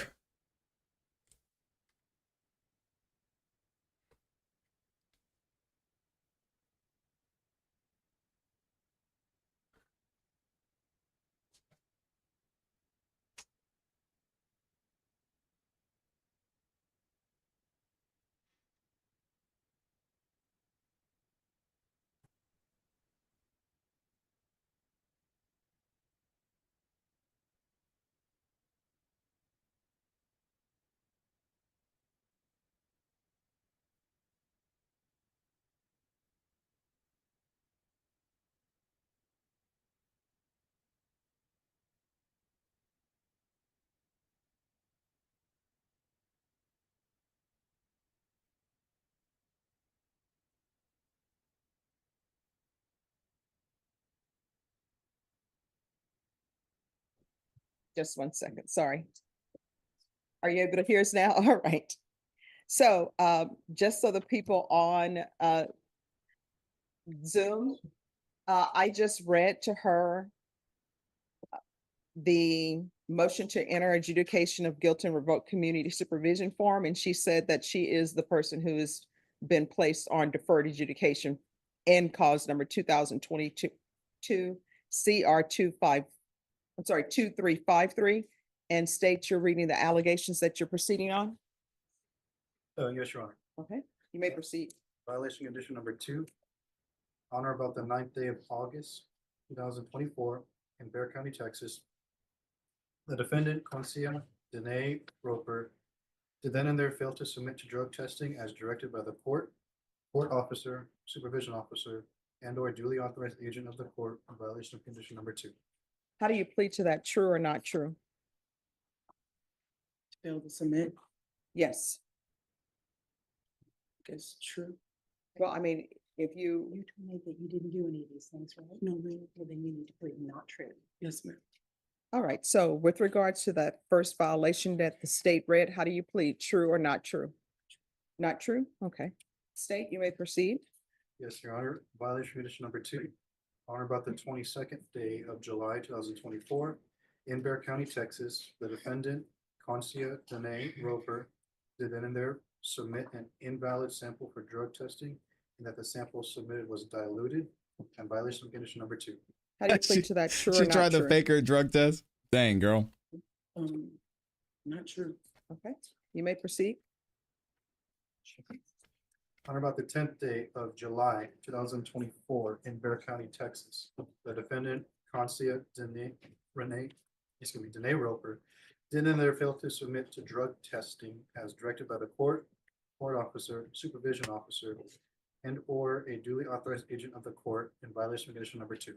How do you plead to that? True or not true? Not true.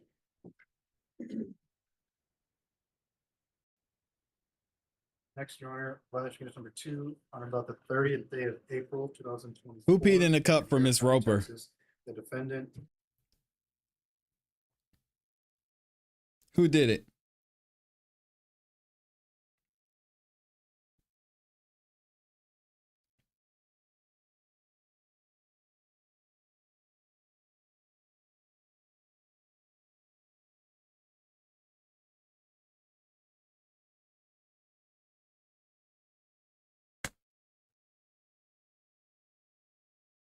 Uh-oh, did we freeze? Hold on a second, y'all. Let me see. Hold on a second. Shining Light said, it wasn't me. She would have failed the drug test. Oh, man. What you got going on over there? Hold on a second, y'all. We're having some technical difficulties. Give me a second.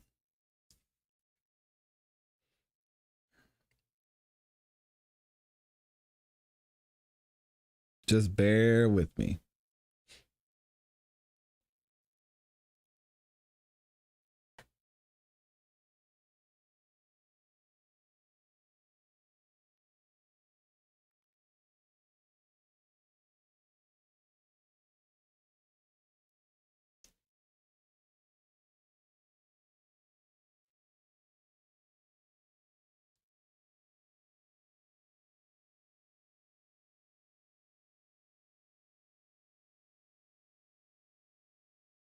County, Texas, the defendant, Concia Danae Roper, did then and there fail to submit to drug testing as directed by the court officer, supervision officer, and or duly authorized agent of the court in violation of condition number 2. How do you plead to that? True or not true? Not true. Okay, I think we got it. We're back.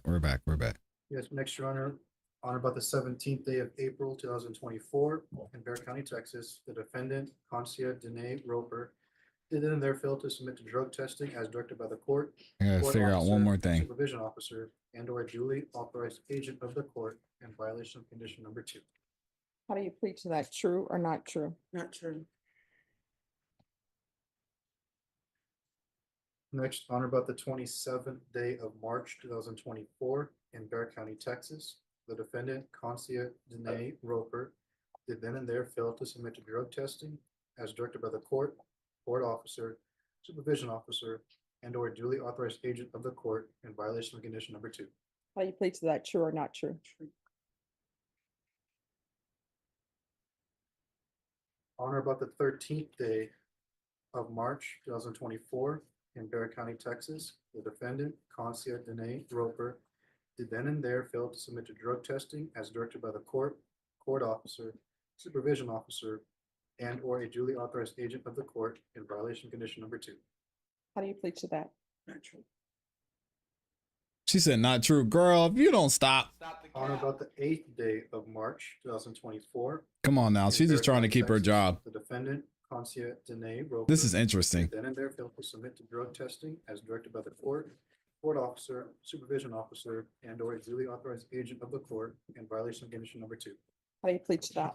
Not true. On or about the 23rd day of February, 2024, in Bear County, Texas, the defendant, Concia Danae Roper, did then and there failed to submit to drug testing as directed by the court officer, supervision officer, and or a duly authorized agent of the court in violation of condition number 2. How do you plead? It's crazy.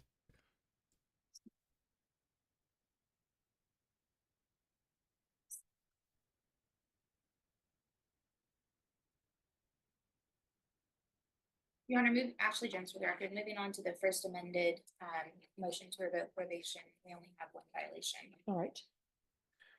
In Bexar County, Texas, the defendant, Consia Danae Roper, did then and there failed to report to the supervision officer as director for the months of November and December 2024 in violation of condition number 4. It's 2024. There's another one. To that? Not true, guys. She wasn't smoking. What do y'all think? All right, and state, do you waive the remaining violations? We will waive all remaining violations, Your Honor. No objections. Y'all believe her? All right, state, do you have any witnesses? Yes, Your Honor, we do at this time. State would call Jonathan Breppel. All right, any objections to the witnesses appearing by Zoom, counsel? No objections, Judge. All right, could you raise your right hand for me? Do you solemnly swear affirm, I'm sorry, it's for Officer Trejo. No, it's for you, Officer Trejo. Do you solemnly swear affirm the testimony you give will be the truth and nothing but the truth, so help you God? Yes, ma'am. All right, you can lower your hand, state your name for the record. My name is Jonathan Trejo. All right, state, you may proceed. Your Honor. Good morning, Officer Trejo. Can you hear me okay? I sure can. Good morning to you. Thank you. Could you please let the judge know what your position is with probation? Yes, I work as an intake probation officer here with Bexar County Intake Unit here, the probation office. And how long have you been in that position? I've been working in the intake unit since around 2017. Nice. Could you please briefly explain to the court what some of your normal duty responsibilities are in that position? Sure. We basically probation officer? receive all cases from misdemeanor felony courts, anyone granted community supervision, and they're assigned to report to the intake unit. We go over their conditions of probation, and they're assigned a probation officer. We go over their conditions with them here during that intake portion, and we make sure they understand all their conditions, and then we'll have them sign their conditions. And again, they're provided all their information as far as what specific conditions are ordered by the courts, and let them know when they're going to be reporting and with whom they're going to be reporting to on probation. Okay. And did you do that with the defendant in this case, Ms. Consia Danae Roper?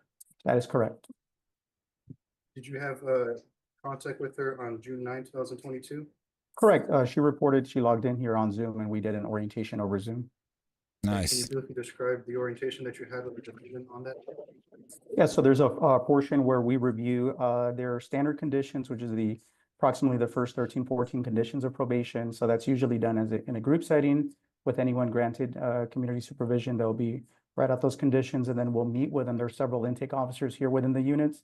Since we usually do these as a group, we'll meet with them individually in a breakout room, and we'll answer any questions regarding any of those conditions of probation. We'll also review any specific conditions of probation, any programs, no contact orders, anything the judge has ordered. We'll review them with them, answer any questions, and then we'll have them sign their conditions via email as well. Okay, I'm glad they got to this because I was so confused. She's locked up because of a probation violation, which was not made clear at the beginning, but it is what it is. You reviewed with this defendant, did that include the previously mentioned violations? I'm like, what did she do? And 4? Correct. We go over every single condition of probation, and that would include those conditions as well. Okay. Did she sign the conditions after you went over with them in her intake? Yes, so she signed conditions. No further questions, Your Honor. Pass the witness. Defense, any questions? Hi, Mr. Trejo, can you hear me? I sure can. Good morning. Awesome, good morning. Mr. Trejo, I guess you were notified this afternoon or this morning about this contested MTR, correct? Correct. Okay, and so they gave you a name and a SID number or a name and a case number? How did that work? A name and a case number, correct. Okay, and then you go to your files and you search for that individual? Correct. Okay. Do you have any independent I don't know how you argue of the this. person standing before you here by Zoom? Other than just them having signed conditions, and we do have photographs here where we can kind of confirm that individual. Also ask them whenever they come into the Zoom, are you this same person that was granted community supervision? And they'll confirm that they're that same person. Okay, and so have you compared her picture that you have of her to the person standing in front of you? Correct, ma'am. Okay, and you believe this to be Ms. Roper? I do. Okay. And Mr. Trejo, let me ask you, if a probationer has any issues like transportation issues or anything like that, do you tell them to discuss that with you or to discuss that with their assigned probation officer? So if they're having any issues, anything specifically, they are advised to discuss that with their officer because they're going to be the ones specifically that they're going to be reporting to. Okay, and do you recall any conversation with Ms. Roper about any issues she might think that she's going to have, specifically regarding transportation? Not that I can recall. Okay, and this was 2022, right? Correct. Okay, we'll pass the witness. All right, any further questions? No further questions, Your Honor. All right. State, you may call your next witness. Your Honor, at this time, state calls Michael Seidel. All right. Officer And, Seidel, yes. Unless there's an objection, witness Trejo can be excused. No objection. All right, Officer Trejo, you may be excused. Thank you, Your Honor. Thank you so much for zooming in. Thank you. All right, Officer Seidel. She said if you could zooming raise your in, right that's hand funny. for me, please. Do you solemnly swear or affirm the testimony you give will be the truth and nothing but the truth, so help you God? Yes, Your Honor. And for those of y'all asking who this is Judge Boyd. She has Judge Stephanie Boyd, the Honorable Judge Stephanie Boyd. She has her own YouTube channel, and she's going to be presiding over TAY's trial. You can lower your hand, state your name for the record. My name is Michael Seidel, Seidel. All right, in defense, no objections to this witness appearing by Zoom? No objections. All right, state, you may proceed. Thank you, Your Honor. Good morning, Officer Seidel. Good morning. Can you hear me okay? Yes. Thank you. Do you recognize the woman that you see in front of you right now on Zoom? Yes. Okay. Who do you recognize her as? Consia Roper. Have you met previously with this person before? Yes, I have. Okay. Can you please describe to the court the first time you came into contact with her? It would have been at her first report with me, and I believe she was reporting by Zoom from the hospital. In your first meeting with her, what do you typically do with these type of defendants? Typically, when I get when a case is transferred to me, I would go over the conditions with the probationer. Since she wasn't in office with me, I did not do that this time at her first meeting with me. Might be a violation.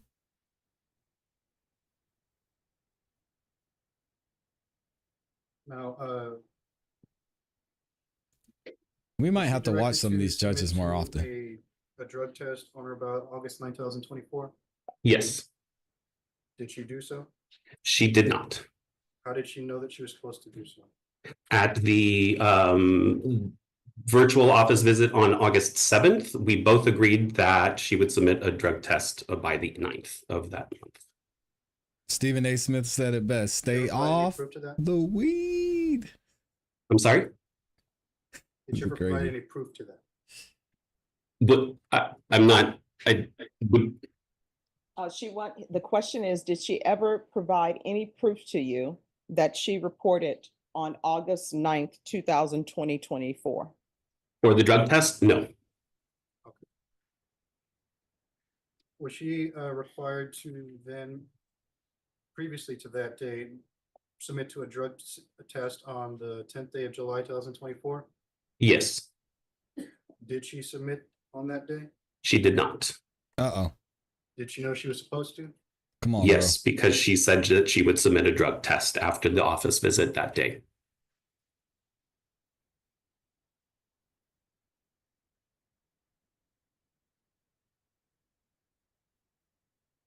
Did she say that in an email? Where did she say that? Was she required to submit to a drug test on April 30th, 2024? Yes. Did she do so? No, she did not. How did she know she was supposed to do so? The prior day we met by Zoom on April 29th, and I told her that she needed to submit a drug test the next day, by the next day. Did she ever provide proof of any submission? No. Officer, was she required to submit your drug test on April 17, 2024? Yes. Did she do so? She did not. How did she know she was supposed to submit to a drug test that day? She said that she would submit a drug test that day. Did she provide any proof or submission of doing so on that day? She did not. Interesting. Officer Seidel, was she required to submit her drug test on March 27, 2024? Yes, How did she do so? she did not. And how did she know she was supposed to submit? She said that she would submit a drug test that day after the visit. Did she ever provide any type of proof of any submission of a drug test on that day? No, she did not. Officer Interesting. Seidel, was the defendant required to submit a drug test on March? She looks 13, nervous for sure. 2024?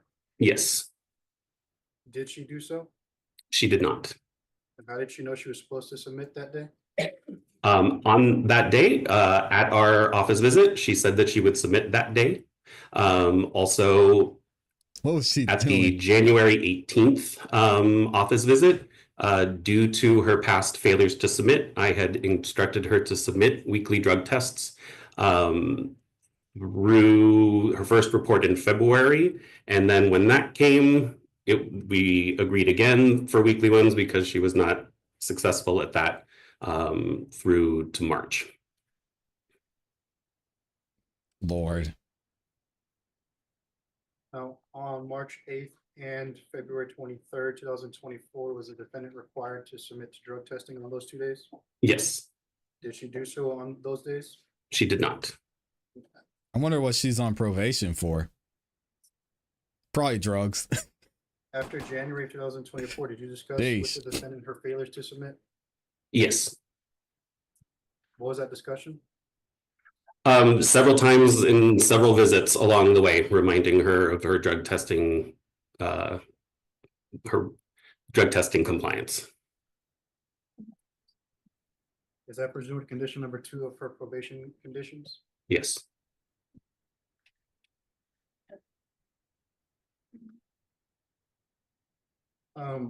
Officer Seidel, how was the defendant made aware of her requirement to report to you? Her requirement to report to me. So we agree on next reports at our meetings verbally, and I give a next appointment reminder slip. And for Ms. Roper, she wanted the reminder slips mailed as well, so she could use those as proof of residence. Oh, interesting. That's interesting workaround. Report to you in November and December of 2024? Yes. How did she know that? She was to be reporting twice monthly per her conditions. And at the at her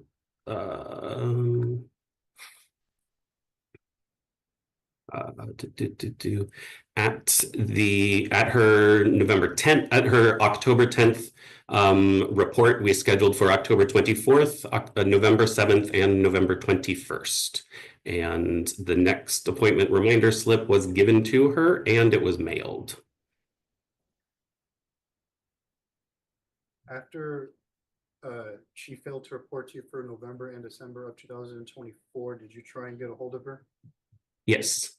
How did you try and get a hold of her?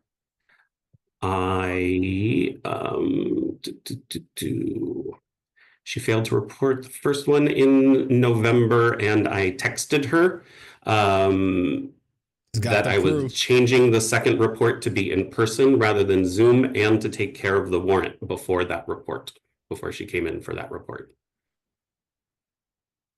Did she respond? No. Dang.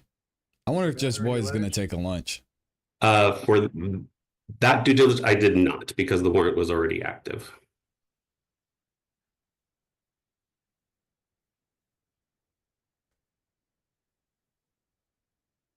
Did you send her a reminder letter in the mail for November 2024?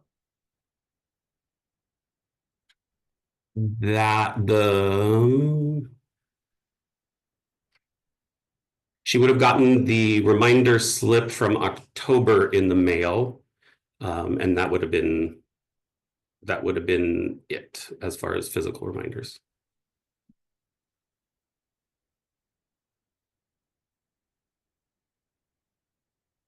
Prior to that, had she been reporting to you since 2022? I got her case in July of 23. She usually takes lunch and comes back at 1. Prior to November 2024, had she been reporting to you every month? Yes. No further questions, Your Honor. I'll pass the witness. Okay. Hi, Mr. Seidel, how are you? I'm fine, thank you. And you can hear me okay, right? Yes. Okay, great. So, Mr. Seidel, you had her assigned to you in July of 23? July of 23, yes. Okay, and what had just happened to her prior to that? Prior to, I believe she was, It's fine. I believe she was in the hospital. Okay, do you know why? I believe there were she had a baby or there were complications with. Okay, and so she had a baby, correct? And she was Yes. hospitalized for a C-section, is that correct? I don't know what medical I believe this procedure. is her attorney. Sorry? Her defense attorney. That's not in your notes, right? Not in front of me. Okay, well, you've been reading something, so what are you reading? My visit, my my notes for visits Okay. past when I had her. Okay, so you don't have anything from the July visit? I assume that was by Zoom? Yes. Okay, you don't have anything about her just having had a baby and had a C-section and was hospitalized? Well, yes, that my first visit with her was by Zoom from the hospital. Okay. All right, how many of these visits were by Zoom? Mr. Interesting. Seidel? Go back and count if you'd like, but generally she was supposed to be reporting twice a month. The first one in person, one in person, the second by Zoom. Generally, I would do that. The first one of the month in person and the second one by Zoom. Okay, and where did she live? She had a baby. Cibolo? Okay, so she's not a Bexar County resident, correct? Parts of Cibolo are in Bexar County. Okay, she's not a San Antonio resident, correct? Correct. Do you know if she lives in a part of Cibolo that is in Bexar County? Off the top of my head, no, I'm not. Okay. Oh, I don't know where those dividing lines are. He's over there stuttering. Let me just ask you, Mr. Seidel, when did a warrant issue for her arrest? The warrant was issued. One second. The warrant was issued at the end of October Of what year? of 24. All right. Now, you had her as your probationer since July of 23 to present, correct? Till January of 25, she was in my caseload. All right. Is she no longer in your caseload because she's incarcerated? I changed units. Okay. All right. And when the warrant issued, did you have a conversation with Ms. Roper about that warrant? I talked to her over phone to let her know about the warrant. Okay, so you had a conversation with her. Yes. All right. And did you tell her not to bother reporting until she took care of that warrant? I told her she would need to take care of the warrant before she reported. Okay. Can you understand how she might interpret that as don't report until you take care of that warrant? Uh-oh. Oh, we got some smoke. No. No, you don't get that at all? I would say take care of the warrant before she reported. Okay. And did she ever convey to you that she was having transportation issues? Not that I recall. And he told her not to show up. What has she done on her probation? What has she done right on her probation, Mr. Seidel? She was reporting, and I think she had a number of classes that were done we might have to do more of these. Her being on my caseload. I think she had a parenting class. She had the BIP done. So it was basically reporting and drug testing were remaining. And how is she on monies? How is she on money, on her finances? He don't know. Has she been paying? She was struggling with finances. I know that. Did she have a job? She was in and out of jobs. Okay. Do you know how many children she has? Too many. Off the top of my head at the moment, no, I don't recall. Probably. Do you know what her family situation is at all? In regards to like, How many children she has, where she's living, what she's trying to do to make ends meet? Do you have any of that information as her probation officer? well, she lived with her family. She had some trouble keeping jobs, because Don't speculate, Mr. Seidel. okay. I know she had some financial This is crazy. issues and she struggled to keep jobs. She lived with a family. Okay. And you're telling this court that she never communicated to you that she had transportation issues from Civil Ed? Not that I recall. So she could have, you just don't remember. Your true speculation, Your Honor. All right, that'll be overruled. I'm here to listen. Any other questions? I do have a few more. I'm sorry, Judge. No problem. So, Mr. Seidel. These are good questions. Are you saying that there was no drug testing done whatsoever in August of 24? That you're aware of? In August of 24, there were no drug tests. Okay. And were there drug tests in July of 2024? It's a good public defender if that's who it is. There were. And how does something show up on your report to be diluted? I'm sorry? What does that mean? How do you know if a drug test has been diluted? It's in the report from RMS. Okay. You're not a chemist, correct? Correct. And you aren't the one conducting these urinalysis. Correct. And you don't know whether that's accurate or not, do you? I cannot speak to that. Okay, and you don't have any idea whether she was drinking a ton of water or a ton of Gatorade, or you have no idea, right? Correct. Did you know she was breastfeeding a child? I do not know. Oh, she's You didn't know that, crying. did you? Oh, man. No. Don't cry. How about in April of 2024, were there any drug tests? April of 24. She's over there crying. Dang. No. March of 2024? March of 24, yes. Okay, were those diluted? There was one test in March of 24, and it was a clear negative. Okay. And how about in February of 24? Any drug tests? Yes. That's an interesting case. Okay, and were those negative? All three of those were clear negatives. Okay, so she has had some drug tests, correct? Yes. And she has passed those with negative results, correct? Yes.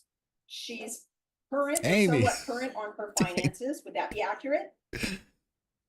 As far as her supervision fees, Correct. she's not current on her supervision fees. Okay, what is she current on? For as fees, Mr. Seidel, does she owe you money? she has an outstanding balance on her fees with the supervision. Yes. And what's the outstanding balance that she owes you? $3,192. Woo! And that total is made up of what? 3 different fees? Dang. The supervision fees, the one-time UA fee, the court costs. She had a small PR bond fee and the administrative fees for when you make payments. Has she been attempting to make payments every time? Is that reflected in your records? Every time? No. Has she We been have 3 payments from her. I'm sorry, in the entire time you've had her? Yes, in the entire time she's been on supervision. And how much did those total? $66. Oh, dang. She broke. And This is crazy, man. before you got her on this caseload, she had already completed all her classes? Yes. So really, it was just a matter of reporting and giving a UA and pay. Oh, I'm sorry. She had completed the parenting class after I had her on my caseload. She completed the parenting class in December of 23. Okay. And so tell me, why did you issue a warrant when she actually had been doing $3,000. some UAs and she'd done all her classes and she was attempting to make payments? The court responded with my supplemental report to file an MTR. Okay. So you did it at the court's instruction, correct? Correct. Is there any reason that you hadn't previously filed a supplement, or had you? I had filed a supplemental report requesting a compliance hearing to address her inconsistencies with her drug tests. Okay, when was that? It's a professional snitch.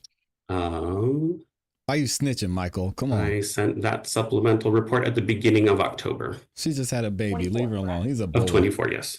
Okay. And her underlying offense is not a drug offense, correct? It's aggravated assault with deadly weapon.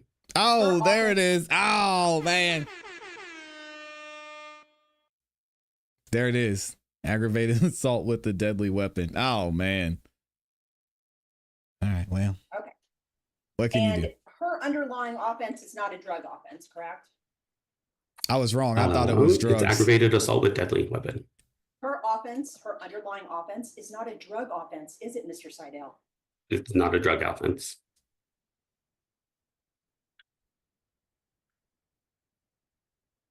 Would Oh, you this have any lady's got a story objections for as real. her former officer, Mr. Seidel, of having her probation transferred to Cibolo and letting her do her UAs and reporting there? To transfer her case to Guadalupe County? Guadalupe County, I would not have had a problem with transferring her to Guadalupe.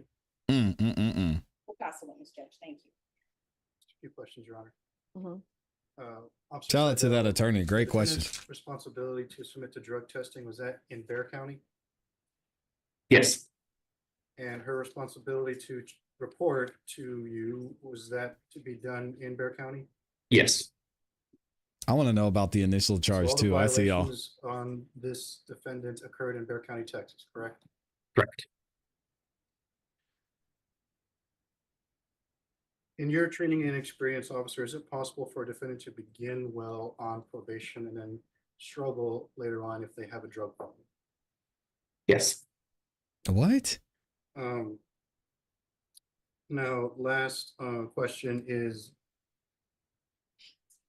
when you told her that she needed to take care of her warrant and then report, did you specifically tell her, do not report to me until you take care of the warrant? No. I said, take care of the warrant before you report. No further questions, Your Honor. Pass the witness. One more, Judge. And this Yeah, that's super experience that vague. you have where they begin well, but then they struggle if they have drug problems, you don't know if that applies to this defendant. No. Because she had some negative results. She had a bunch of negative results, didn't she? Yes. Pass the witness. Any further questions?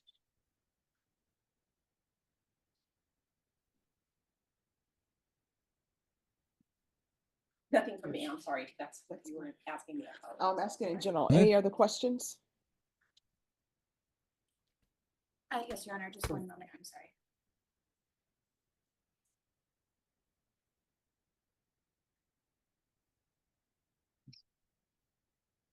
No question, Your Honor.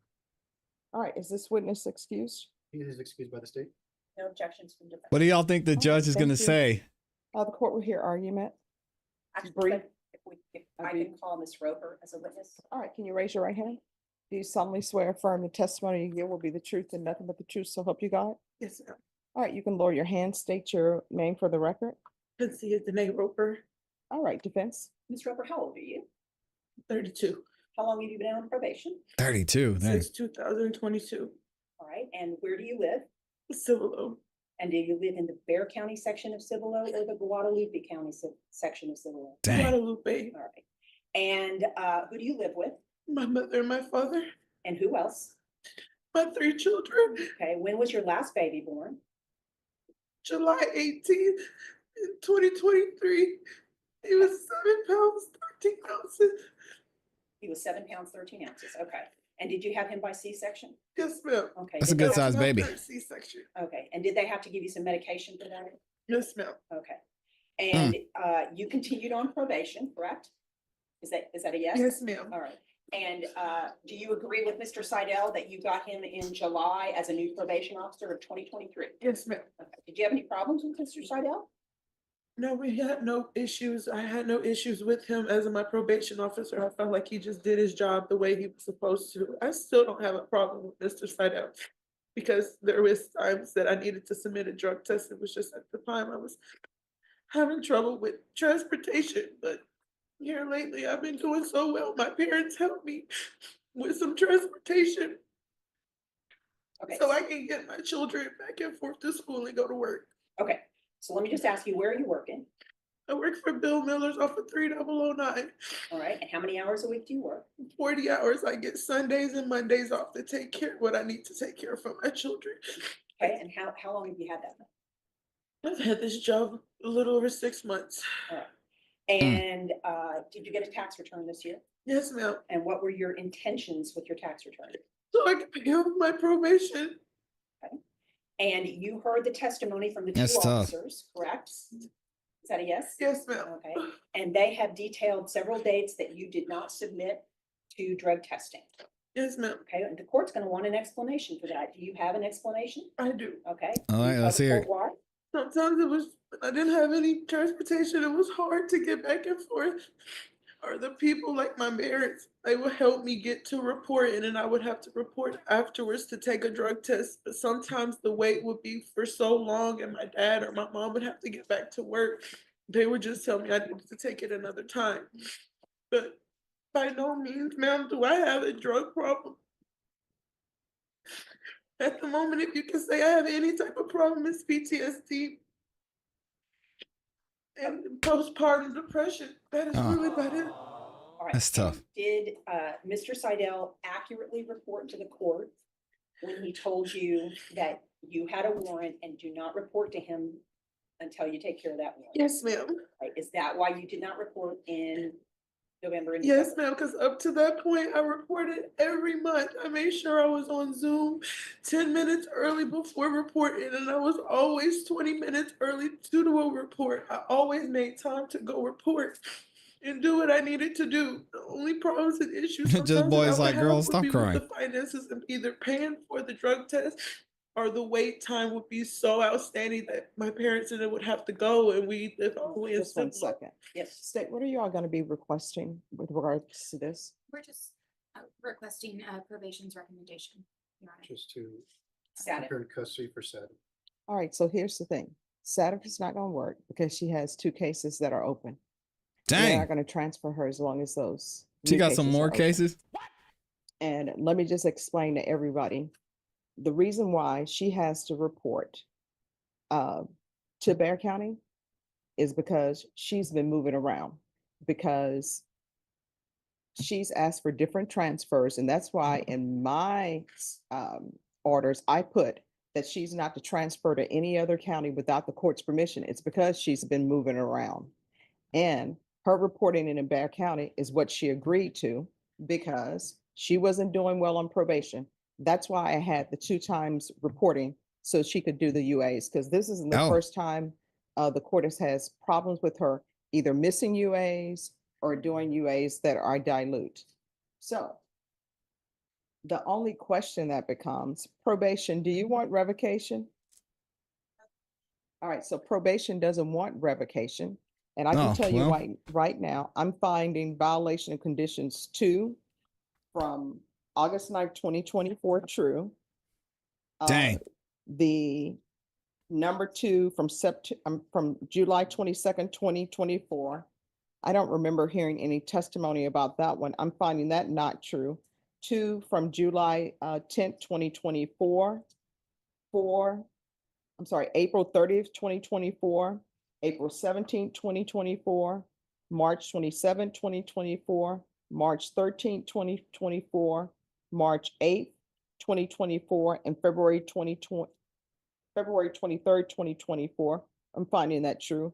I'm finding violation of condition number 4 true. The only one that I'm finding not true is the date from July 22nd, 2024. That's tough. By Felicia Shrek. Hey, y'all. So what's going to happen? All that crying ain't work. Judge's like, man, if you don't get your diluted apple juice And here's the thing. This whole thing, I can't get somebody to take me here. I can't get somebody to take me there for Oh. UAs. That's a part of probation. And I understand the struggle is real when people are on probation, but we're on probation for a reason. And so the You excuses, should have kept I your hands can't get to a ride yourself. here or I can't pay this, that's a part of being on probation. Otherwise, probation is just a piece of paper and people can do whatever they want to and pretend as though they didn't commit the offense that requires them to be on probation. Dang. So I do also know that in this court, whenever anybody's having trouble reporting, in defense, I think you know this as well, I say pick up the phone, call your probation officer, and if your probation officer is not being responsive to what you're saying, all you have to do is come in court. You didn't do any of those things. I don't recall you coming into court to address these issues. So this whole thing about probation, do that, probation and do this. Probation at the end of the day, some probation officers will hold people's hands. They're good with what I call bedside manners. They'll walk you through things. Is there anything that we can do to help or whatever? Some probation officers are like, look, That's a PO your you want. problems are your own problems. Maybe they're problems that you're making, but you need to report on this day, and that's the date you need to report. Don't want to hear anything else. And I am the one who said, no, we're not doing a compliance hearing, file a motion to revoke. And let me just tell you why I did that.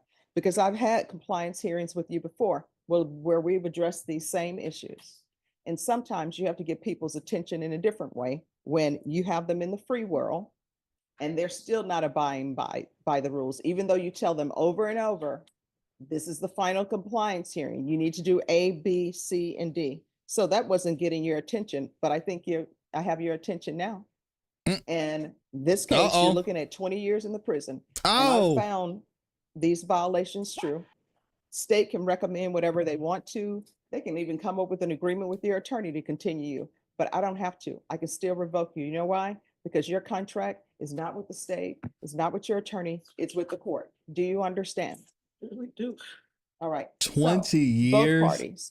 This Sadif thing, nobody's going to accept her in Sadif because she has the new #1 cases pending. She'll be in limbo. She'll be at the jail until those cases are taken care of. So what have about your the new cases baby been taken care of? Oh, They're still My pending. probation, the lawyer that I talked to before I came over Okay, here, so here's the said thing. he No, could no, get no, them no, no, dismissed. stop. You need to listen to my questions and only answer my question. The question I asked you was a yes or no question. Yes, ma'am. Your attorney who has those other cases, he would not want you saying what you all discussed. That's confidential. That's fine. So my question for you is, the new #1s, are those cases still open? Yes, ma'am. Have you entered a plea to any of those cases? All right, that's all I needed to know. So dang, Sadif probation for sucks. her is off the table. So what do you all suggest? Probation? I'll do weekly. No. Don't. Here's the thing. Yes, ma'am. I'm People sorry. will always say when their backs are to the wall, I'll do daily UAs. Do You can anything. no stop. You can put me on probation for life. I've heard that. Some states they do have lifetime probation. Oh, Not here. hell So no. don't do that. It's just like when I would represent parents on the Oh, CPS no. side, you know what they would tell me? I will walk through fire for my children. And you know, I would tell them, don't need you to walk through fire. All I need you to do is disassociate yourself from this man. And you know what they say? I will do that. And then guess They what don't ends up do it. happening? They can't do it. Dang. Parents always want to walk through fire for their children until there's a fire. Then they're like, maybe I can go around it. So don't come to me saying you'll report daily or whatever, because you won't. So damn. Probation, what are your suggestions? What do y'all think they're gonna say? Oh, this is crazy.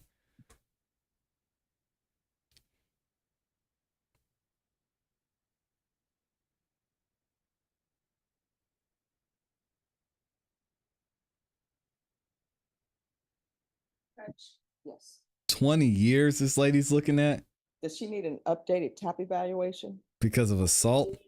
Updated TAP evaluation, Judge. I would ask that we do weekly reporting via Zoom. Oh, they're being nice to her. 60 days. Monthly urinalysis, Judge.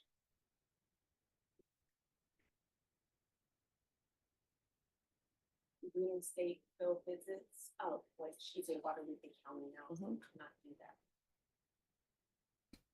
They're being generous because Judge Boyd's about to get her up out of there. This is crazy. State, are you in agreement with that? Just to revoke and sentence to 2 years TDCR. All right, were you all just asking that she be continued though? Well, we wanted treatment, yes, I feel like that was the best thing for her. However, if she can't get treatment, there's not other alternatives other than that. All right. This is Wow. what the court is going to do. I'm going to ask for an updated TAP evaluation. That's going to be done in custody. There's going to be weekly reporting by Zoom for 90 days. And let me just tell you why it's not 60 days. Sometimes people need to be punished. That's punishment. Dang. There is going to be a patch. How much is the patch? All right, I can tell you the patch is probably approximately, is it like maybe $80 a month or something?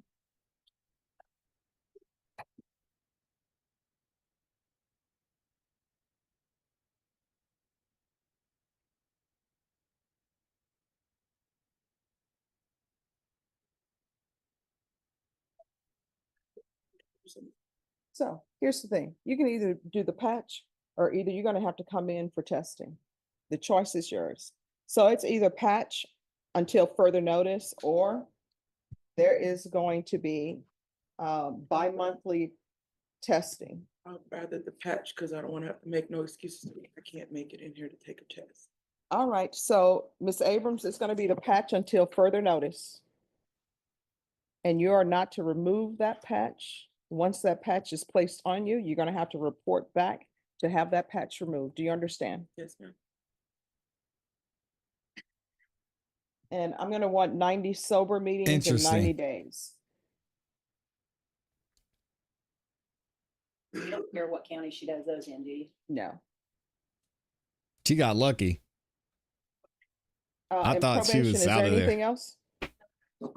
Is there anything else you need from the court to be successful? You, only thing I might ask to help with is my fees.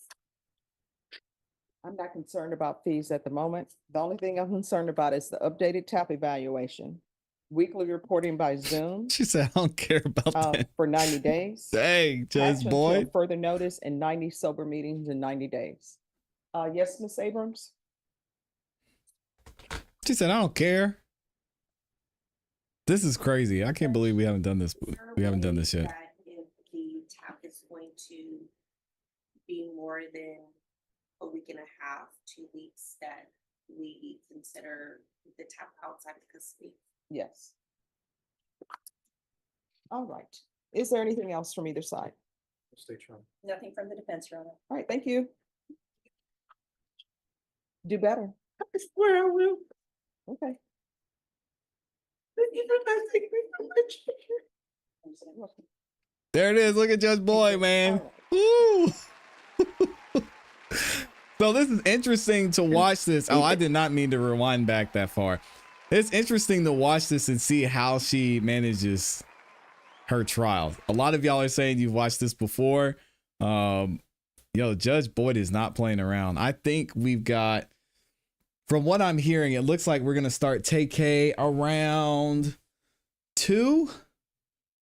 So we might have a motions hearing then. So we might not get to TAY today, but this is interesting. We might watch another one of these cases from Judge Boyd. Just a little bit. We'll keep it moving. She said, thank you, Judge. The TAP outside of custody. Yes. Thank you. All right. Is there anything else from either side?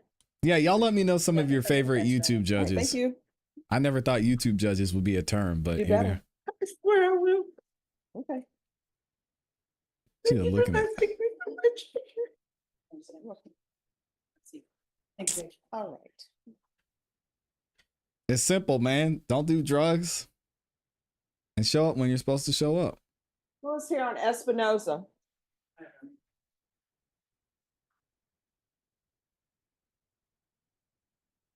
All right, so did he enter his plea in county court now? So Judge, I came to verify that plea because they didn't have, we got it verified. I've just been waiting to let you know that we're gonna take that plea either right now or we're gonna come back after lunch. All right, see you after lunch. Okay. All right, thank We'll come you. back over. Judge Fleecer. Christopher Delgado.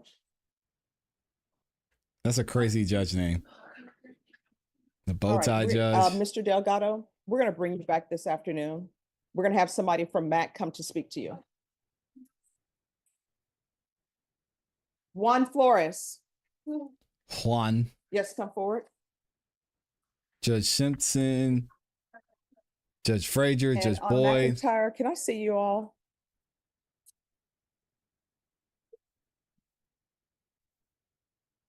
Hi.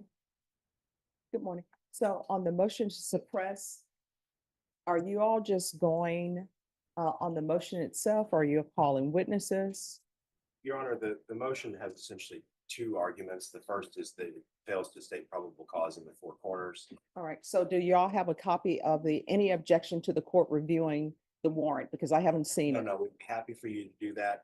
Because if you agree with us on that, there won't need to be a Frank's hearing. All right, so if you all will give me a copy of the warrant, what I'll do is I'll review it over my lunch break. And if you all could be back here, because based upon my reviewing of the motions, I don't think it's gonna take an hour. If you all will be back here by 1 o'clock, Yes. I will review things. I mean, I'll hear whatever motions y'all want heard. Okay, just as far as the warrant, I do have a copy for, I'll provide that right now, but just so we're able to make a record when we come back. Yeah, oh, yes, no, yes. And then, Your Honor, just as a housekeeping matter, you'd indicated last night we could discuss the sealed motion today. Yeah, At some yeah, point, if for we- this question, we'll do it before the jury comes in. Thank you. Thank you, Judge. Just an opportunity if we could perhaps have that with the reporter in chambers, given that now the gallery has Sure. as many people as it does. Oh, no, I'll have them step outside and we'll do it with their being here Thank on that motion. Judge, and then just one last thing, the state did file a motion in limine in advance of the last trial setting. Does the court have a copy of that, or do I need to provide that? Yeah, you'll print Okay, that. I'll do that. And Judge, one issue, all of our notes when we were taking the jury are on the jury list, which we're happy for the court to maintain, both ours and the prosecution. May we make a copy of ours so we can have our notes? No, I don't allow to make copies of if your notes with regards to the jurors are on the jury list where their information is, no. I believe there's a sour case out of the fourth court, our court, as well. Well, I mean, what I can tell y'all, I'm not gonna let y'all make copies of who the jurors are. If you have notes on that, you're not gonna be allowed to make copies of who the jurors are. Well, we're not looking for What's any up, Nikki? personal information. If we can at least review them and take down the notes of our notes so that we can maintain that, that would be fine. Okay, I'll take a look at what the notes are and then I'll see. And can I leave you a highlighted copy of the two cases that say that we're entitled to that information? I mean, You here's understand the all thing, of them if are somebody good. made notes and you want your specific notes, you can get your specific notes. But if you all are trying to, my notes are here, let me make a copy of it, just print a copy of it, and it's the jurors' names and everything, the answer is gonna be no. No, what we'd like is, I do want to be able to put my notes together with whichever name the juror is, without, I'm not looking for the personal information. I don't want their address, any social security, nothing else. I just want to be able to look at my notes. And I think everybody, and have no objection to the state doing that. I'm happy to give you a copy of the fourth court's opinion. Sure, you can give me the copy of the fourth court's opinion. All right, thank you. Just before we step back, Yes. I'm sorry, I have one last thing. So I have provided defense with a copy of the NCIC, TCICs for state's witnesses. I have reason to believe that they've reproduced them, and so I'd like the court's ruling. Oh, All right, so wow. here's the thing, the NCIC, TCIC, you all are not allowed to reproduce that. Well, Your Honor, the issue I would have is, first of all, we haven't reproduced anything. I was just handed. Okay, all right, so here's the thing. But I would just maintain under 3914 that this is the time that those things would at the utmost last minute have to be produced, and that there's no. Okay, so this is what I'm telling everybody. Number one, the NCIC, TCIC, you're allowed to review it, you're not allowed to copy it. That's gonna be my ruling. You can't copy it. Are we allowed to keep the copy that they? I mean, you can review it, but you're not allowed to. That's crazy. Leave the courtroom with it. And let me just tell you why. And this is where I'm coming from. And I understand that people say sometimes, Judge, don't explain your reasoning. But let me explain my reasoning to you. Because it's not legally, it's not allowed. You're not allowed to make copies. You're not allowed to take it from the room because of the sensitive information that's on there, and also because access to NCIC, TCIC, that's limited. And if people don't want it to be limited, people need to take that up with the legislature. And I believe with respect to the jury list, the law is precisely the opposite, but I'll give you those cases. All right, thank you. Thank you. All right, thanks. All right, so this case. 2024, are you ready to proceed? Sure. Court is calling 2024 CR 0663 All right, here State we go. versus Juan Flores. Could I have parties announced? State, Ashley Jones, defense, Shasta. and are you Mr. Flores? Yes, ma'am. Did you review the document? Okay, all right. Hold on. We're gonna do something new. What do y'all think Mr. Flores is in here for? All right, we're going to play stereotypes. So check out Mr. Flores. And before we proceed, I want y'all to tell me in the comments, why is Mr. Flores here? It's a probation violation. Is it something happened while he was in jail? Theft? DUI? Okay. Ooh, DUI was a good one. Domestic violence? Okay. DWI, meth, aggravated assault, DUI, robbery. I can't believe it. Man, y'all are messed up. How are y'all up here stereotyping this dude? Armed robbery, drugs, probation violation. Okay, we'll see. I'm an entitled motion to revoke community supervision with your attorney. Did you understand it? Yes, ma'am. Are you the same Juan Flores who was placed on community supervision in 2024 CR 0663 Gun charges? for the offense of continuous violence against the family on March 26, 2024 for 5 years? Yes, ma'am. All right, state. Yes, the state is gonna proceed on violation condition number 4. What On or violation? about the 27th day of March 2024 in Bear County, Texas, the defendant Juan Flores did then and there fail to attend orientation at the Bear County Community Supervision and Corrections Department in violation of condition number 4. How do you plead to that? True or not true? True. Did you Oh. understand by pleading true to violation of condition number 4, the court could find it true, grant the motion, and sentence you to 5 years in the prison? Knowing that, do you still wish to plead true to violation of condition number 4? Yes, ma'am. Court will find violation of condition number 4 true. Is there a proposed agreement? There is not, Your Honor.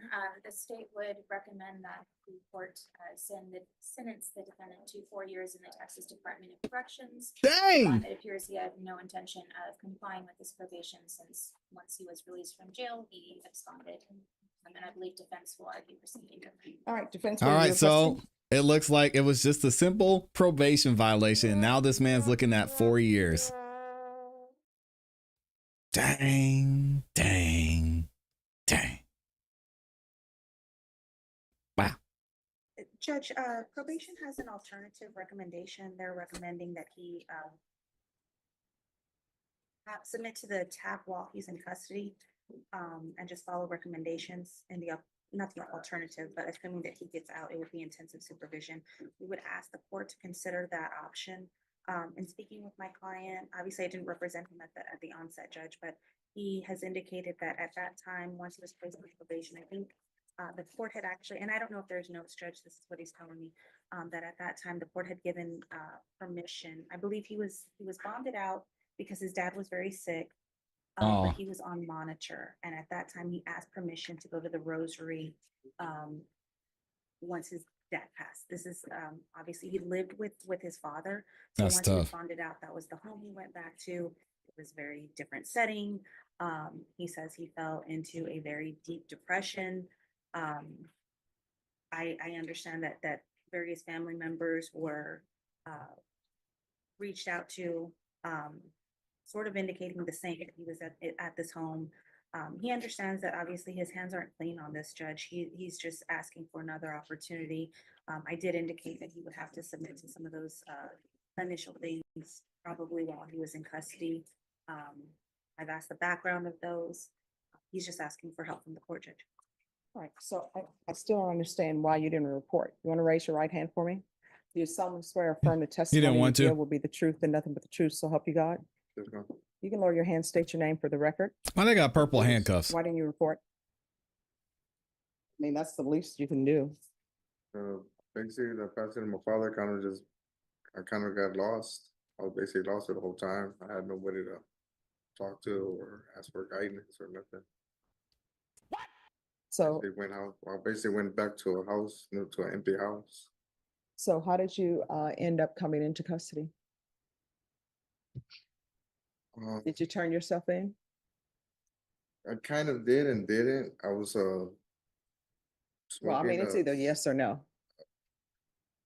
No. So how did you become in custody? I was at an area where I was just supposed to be smoking cigarettes, and I was smoking cigarettes. Mhm. All right, is there anything else? The only thing, Judge, is that I would say, I believe he's been in at least 30 days, so I would ask the court to consider that as a sanction. And from the state, Your Honor, the state would offer the court summary pending any objection from defense counsel. He said I didn't want to show up. That probation have been trying to reach out to several family members, and it's the state's impression that some of that information that defense counsel gave may be incorrect. All right, any objections to the court reviewing this court summary? All right, let me find it. Oh, it should be on here. It's sent to me by email, but I just don't look at it until both parties agree. Let me see.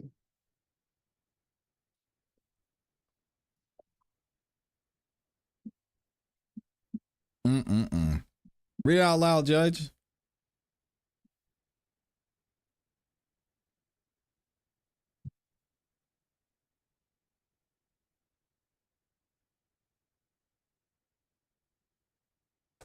Come on, Judge, read it out loud. She's not going to read it for us.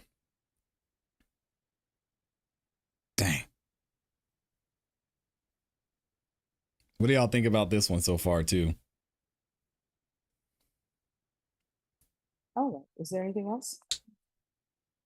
All right, the court is going to find violation of condition number 4 true. The court is going to grant the motion. The court is going to sentence you to 4 years in the prison, give you credit for any time served. There's an affirmative finding of family violence. Dang. There's to be no contact with Kimberly Destiny Ortiz. And I'll recommend the therapeutic community. Did you review the document entitled Trial Court Certification of Defendant's Rights to Appeal with your attorney? Did you understand it and sign it? Because this is a plea bargain agreement, because I followed your plea bargain agreement, and because I'm sorry. It's a long day. All right. So you reviewed the trial court certification? Dang. Yes, sir. Did you sign it? Yes, sir. All right. You have a limited right to appeal. And that right to appeal is as it relates in the allegations in the motion, not the fact that you were on probation. Do you understand? Yes. Because this is a felony conviction and an affirmative finding of family violence, you're not allowed to own or possess any weapons or ammunition. If you have a question over Yeah, what one that job. is, you'll need to Only speak got to an dope. attorney. Do you understand? Yes. Yeah, All one right, job. good luck to you, sir. Thank you. You had one job, brother. All right, we're on recess. He looked at his lawyer, Yes. was like,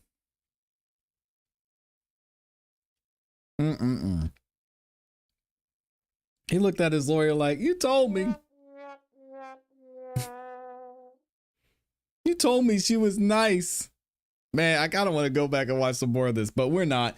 So it looks like we might not get any TAY today, but what I'll do is we'll see what happens this afternoon. I'll keep y'all updated on TAY. We'll have an update tomorrow, and y'all stay locked in for all the clips that we'll be dropping in news. We'll be updating on later on this afternoon. I appreciate y'all. Thank you to everybody who supported, man. Shout out to Floyd, not only becoming a member, but he says shout out to the greatest morning show and music review channel on YouTube. Can I save this play for Wednesday? Yes, sir. You just got to remind me. We also had a couple other ones that I missed. Hold on. We had Samantha Crumbly. There she is. She dropped the super sticker with the 2-bomb. And then she also dropped another 2-bomb. Says extenuating circumstances with irresponsibility. Yeah. Where they do that at? You have one job. You had one job. Just show up when you're supposed to show up. Oh man. This hard to watch sometimes. Let me see. Y'all are saying thanks for being on point. Always. Thank you for being here, Nikki. I appreciate you. Thank you for spreading your wins to court hopping. Yeah, this was fun. Y'all think we should do this again? Let me know in the comments if you're watching this on the replay, and let me know in the chat too if y'all think we should just maybe when it's a slower cycle just watch and review some of these court, because y'all said there's a lot of judges out there. I really have not dipped and dabbled into this side of YouTube, so yeah, it was fun, definitely entertaining, and we'll get into it. He said opening for TAY. Yeah, we'll get to that probably tomorrow, because I don't know if they're even going to have opening. They might be going through motions. It's 11-2. They played me on a month. Oh, dang. YouTube snatched a month from you? That's dirty, Floyd. All right, y'all. We're going to get up out of here. You all know what to do. Keep growing. Keep pushing. Keep it classy. Thank you for the love. Like the video. Subscribe on your way out. Appreciate y'all. Peace.